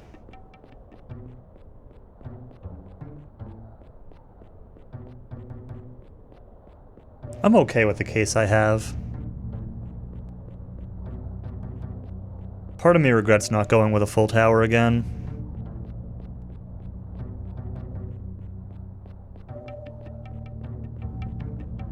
A couple of the things about it aren't as good as I was expecting. I have the Fantex Eclipse P600S, I think. It's a mid-tower. The thing I liked about it, about the P600, is they have a couple of like lower numbered versions that are basically the same case, but the lower numbers are either like silent or they're mesh for airflow, and mine is like mesh with covers, magnetic covers that are really tight to make it quieter. The problem is that like when it gets quieter, it gets warmer, which means the fans run faster, and then it's not quieter anymore. So, like, I end up actually just leaving it open for the airflow because then the fans run cooler, or run lower. So that hasn't really panned out the way I was expecting. And some of the cable management stuff inside I don't really like too much. The back side is really good, the back plate is really good, but the, a couple of the holes between the back of the motherboard panel and the front are just like, there's these really weird plastic covers that just kind of get in your way, and it's okay. Like, I like most of the stuff about it, but certainly not perfect. My old case was a full tower NZXT switch, which, like, was advertised towards people doing custom loop water cooling, because it had a lot of like customizable, had a lot of like holes to like the outside of the case for like externally mounting radiators, and had a lot of mounting options for radiators and things like that. And I didn't do custom water cooling or anything, but I still liked the case quite a bit. But my old PC is currently still in that case, so.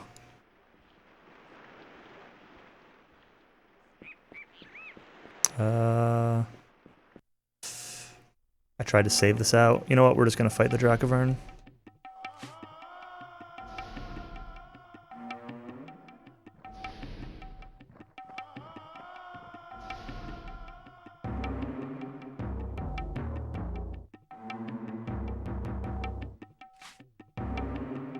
Yeah, they do. I don't know if they're any good.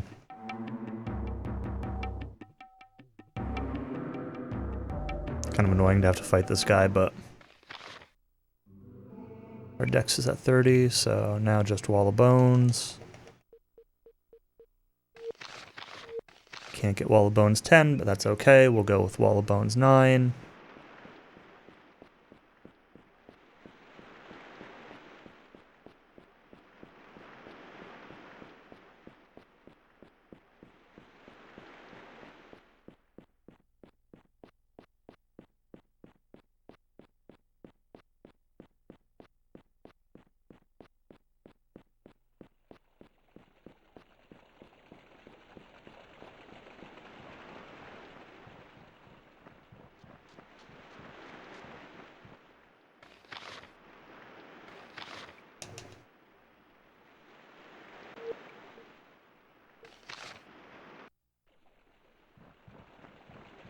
Reload to clear that encounter.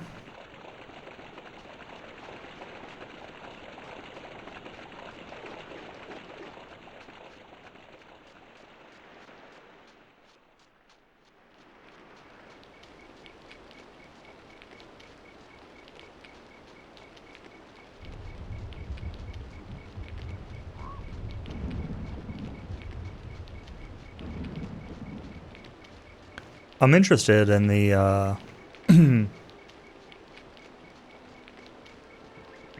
sort of mixed leaks of whatever Intel's planning. The ones that we were looking at before, right? Where I found one saying that, oh, they're supposed to be 25% faster than the Ryzens, and then you found one saying kind of the opposite.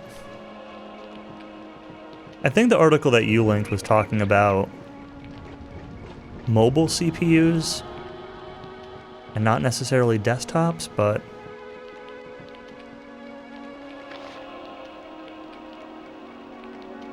yeah, it's basically the same route I take on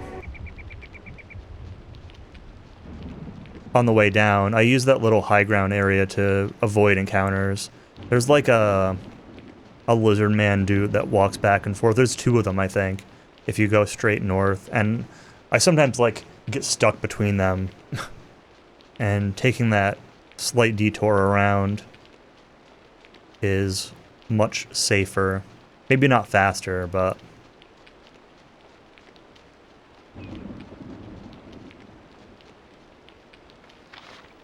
This guy aggro's from so far away.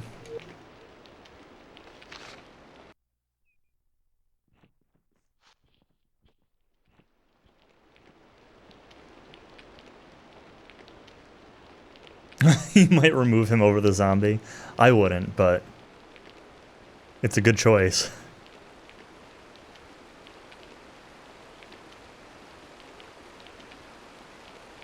I've never had any issue getting past him. He aggro's from a mile away, but like... He's predictable. Oh, this bear. I'm actually gonna have to reload this bear.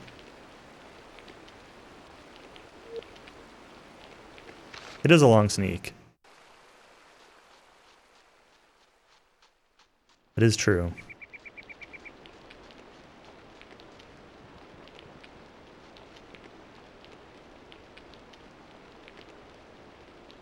Barely got by him.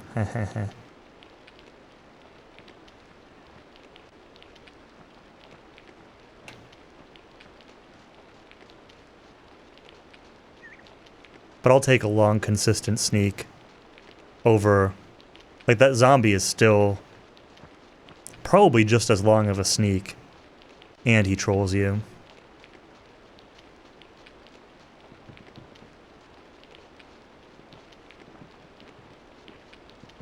Yeah, I've done a fair amount of that also. But, like...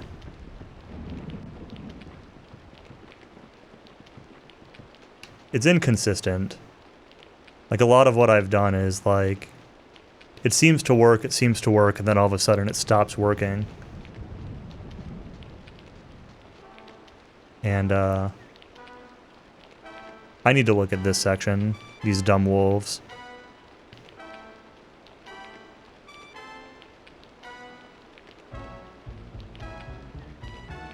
The wolves are so slow, but like, there are two of them, so you can't just sprint from one.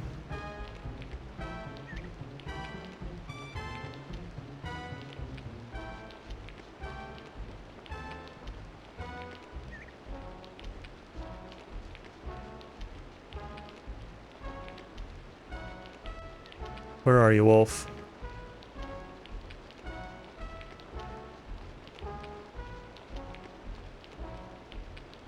Think I'm good.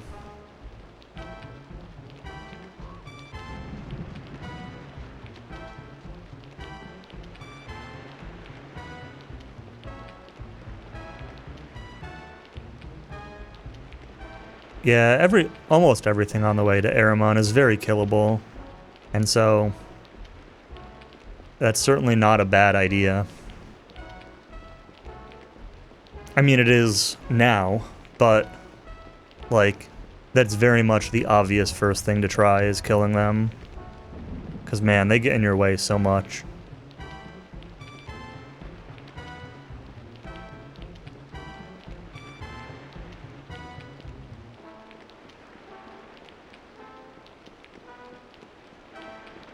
Obvious gameplay lengthening ploy.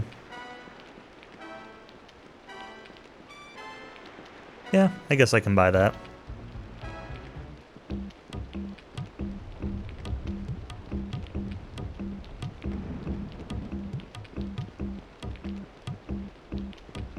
Especially, like, if you don't know about the teleporters.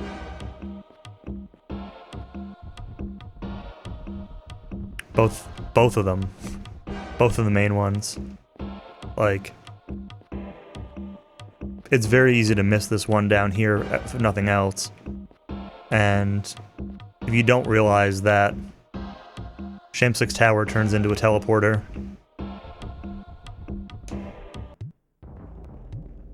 when you take it out, like,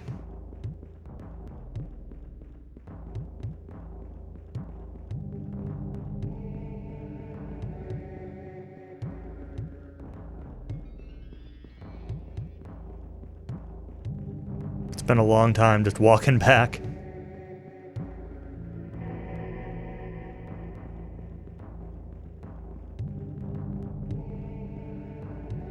Alright, so that wasn't the smoothest walking, but I think that's still better than my PB, so I should save a little bit more time here.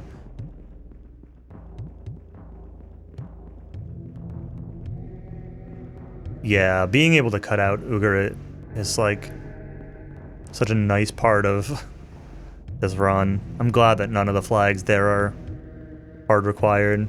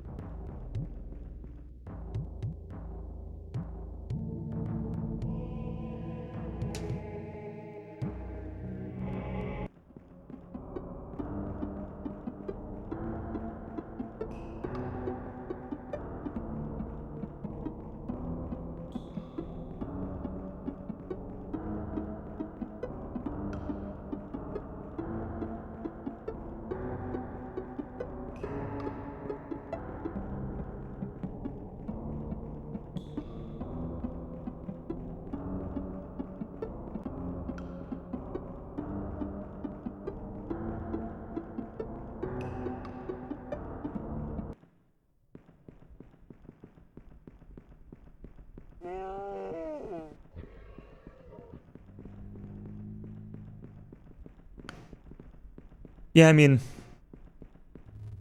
it's definitely something that, like, would have been tried eventually, but, I mean, you're still the first one to try it, so I think by that definition, you still get credit for it.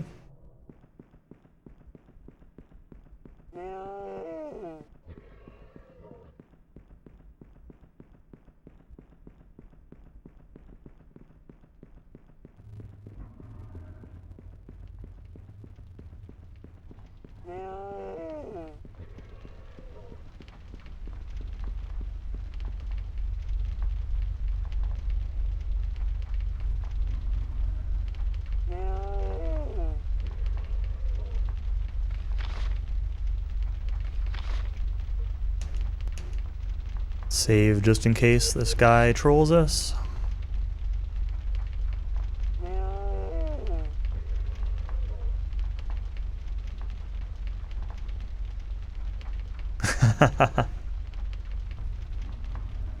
Hey, Bick.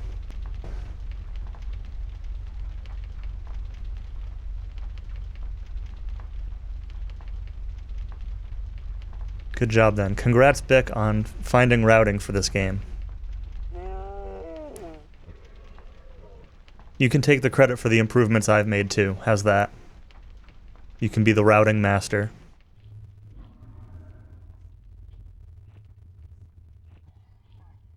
All the improvements combined.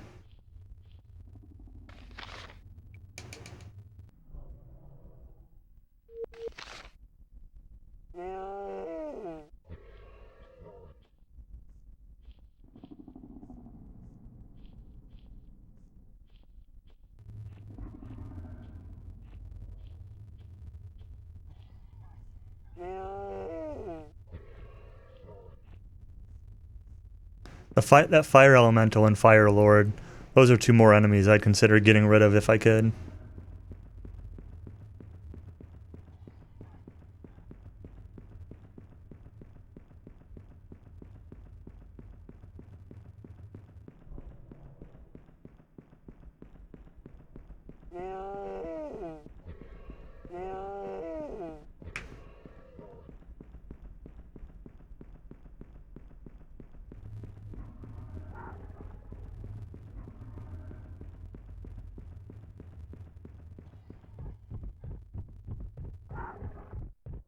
Alright, Dragon.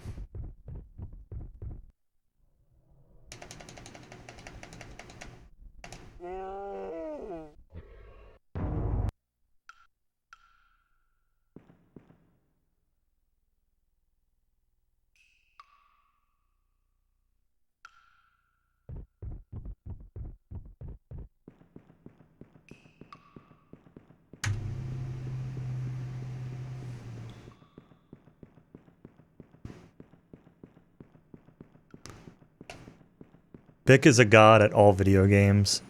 Doesn't matter how much he's played them, he just knows the best way.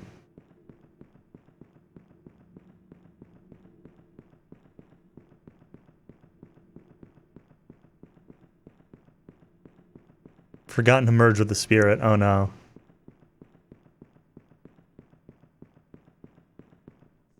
Alright, sometimes this elemental is just like aggroing you from a mile away, so let's save here, just in case.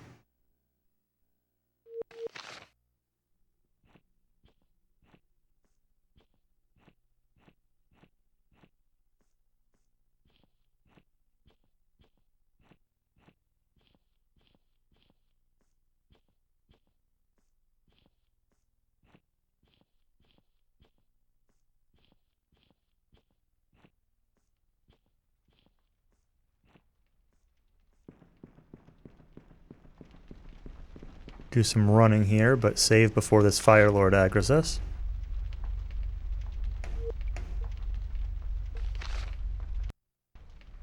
And the mushroom wouldn't let you buy, man. You know, the mushroom is annoying, but like, I've never had as much mushroom as, much issue with that mushroom as you have, I don't think. Forgotten the lighthouse scroll. I've done that at least once or twice.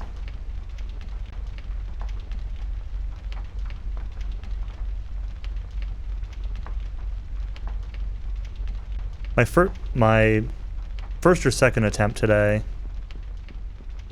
I had like a third try witch ring. It was really fast, and then I forgot to unequip Traherne sword from Brenna, and so when I saved and reloaded, I crashed the game and lost the save. That was a fun one.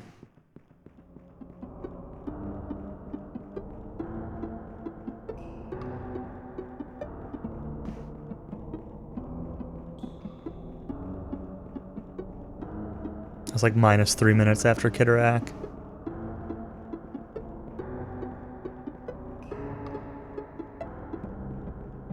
Not like a huge deal, it happens, but certainly was annoying.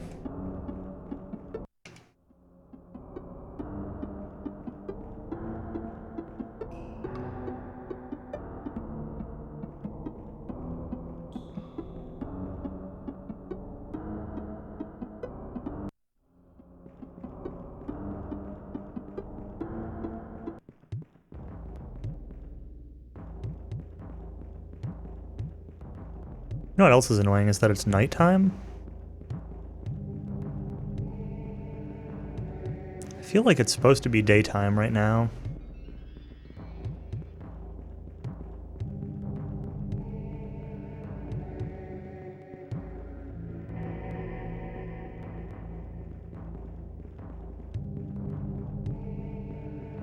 Oh.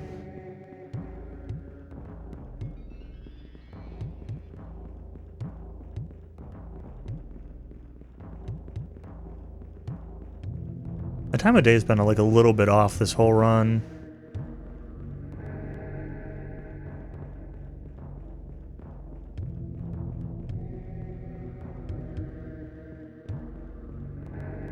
I didn't camp outside of Shamsuk's tower like I normally do because it was already like this part of the lunar cycle. Well, that's the only real difference that I can think of, like, or at least that's the last point I can think of where it was different.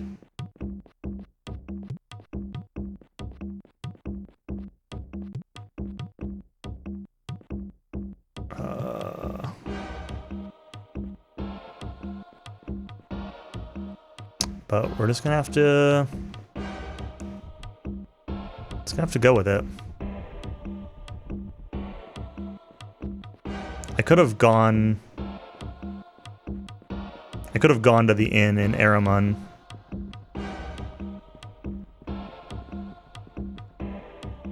If I'd wanted to.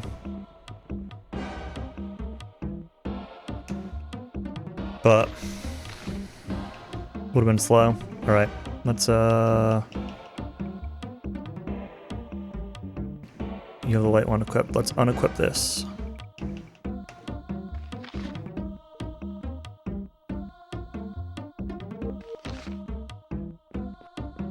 That way, Keelan can use it if she goes first.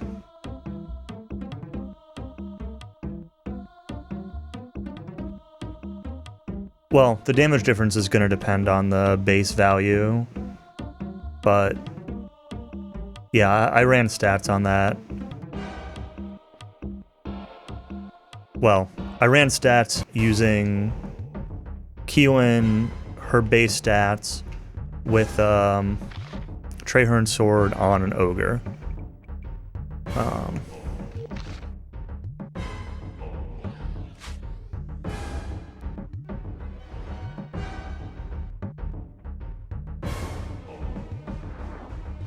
Okay, there's one.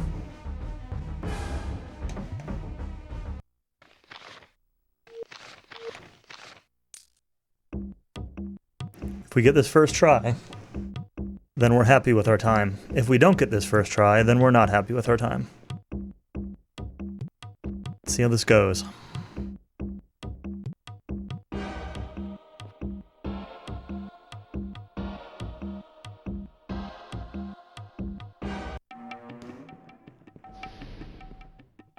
It's nighttime, but we got it.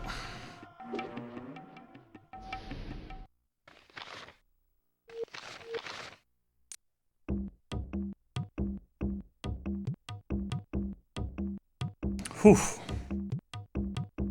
I'd forgotten just how much time there was to save at the end of my run. My PB had so many extra encounters at the end of that run.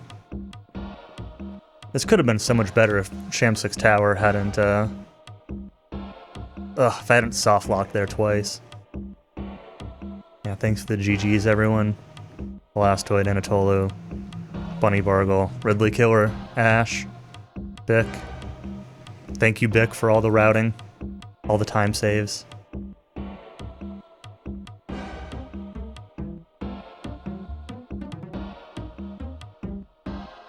Is it over, though, SK? Is it really over?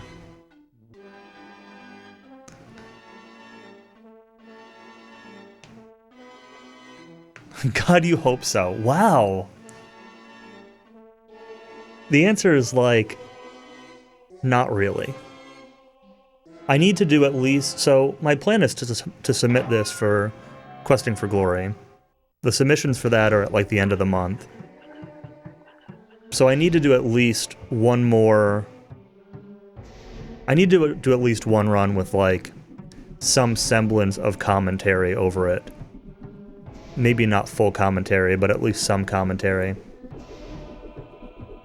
for that submission. So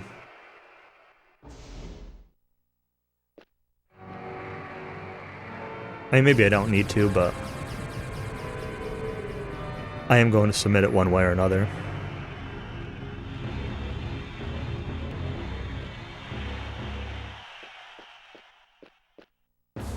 And if that gets in, I'll definitely play it a little bit more. You're gonna take this back? I hope so.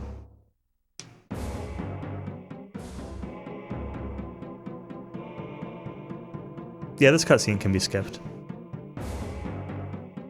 I like this cutscene though. Especially the creepy Oriana ghost. And the sword that we don't get.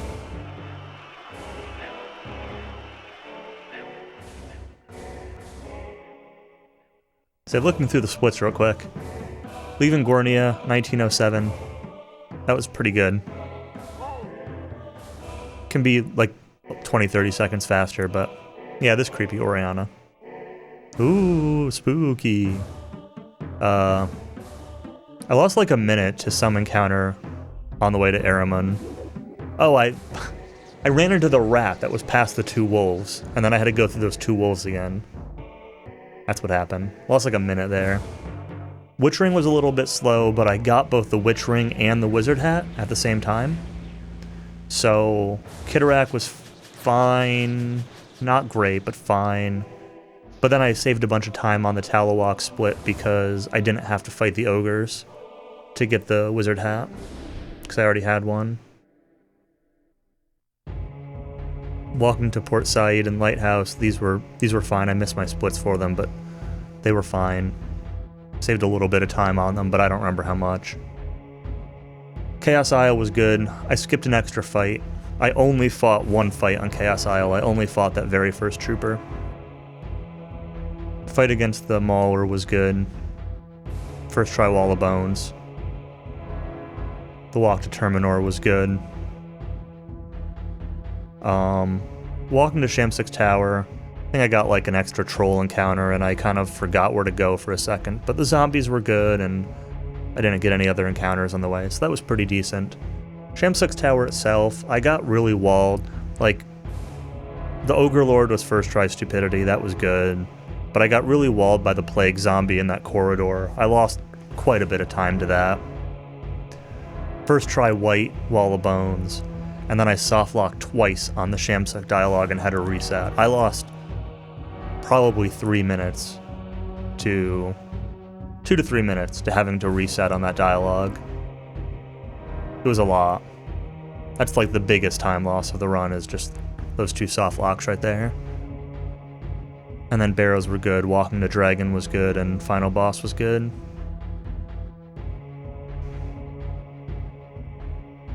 So, happy enough with it. I kind of want to cut 3:45. I'm not super motivated to do it right now, but I kind of want to cut that time. We'll see.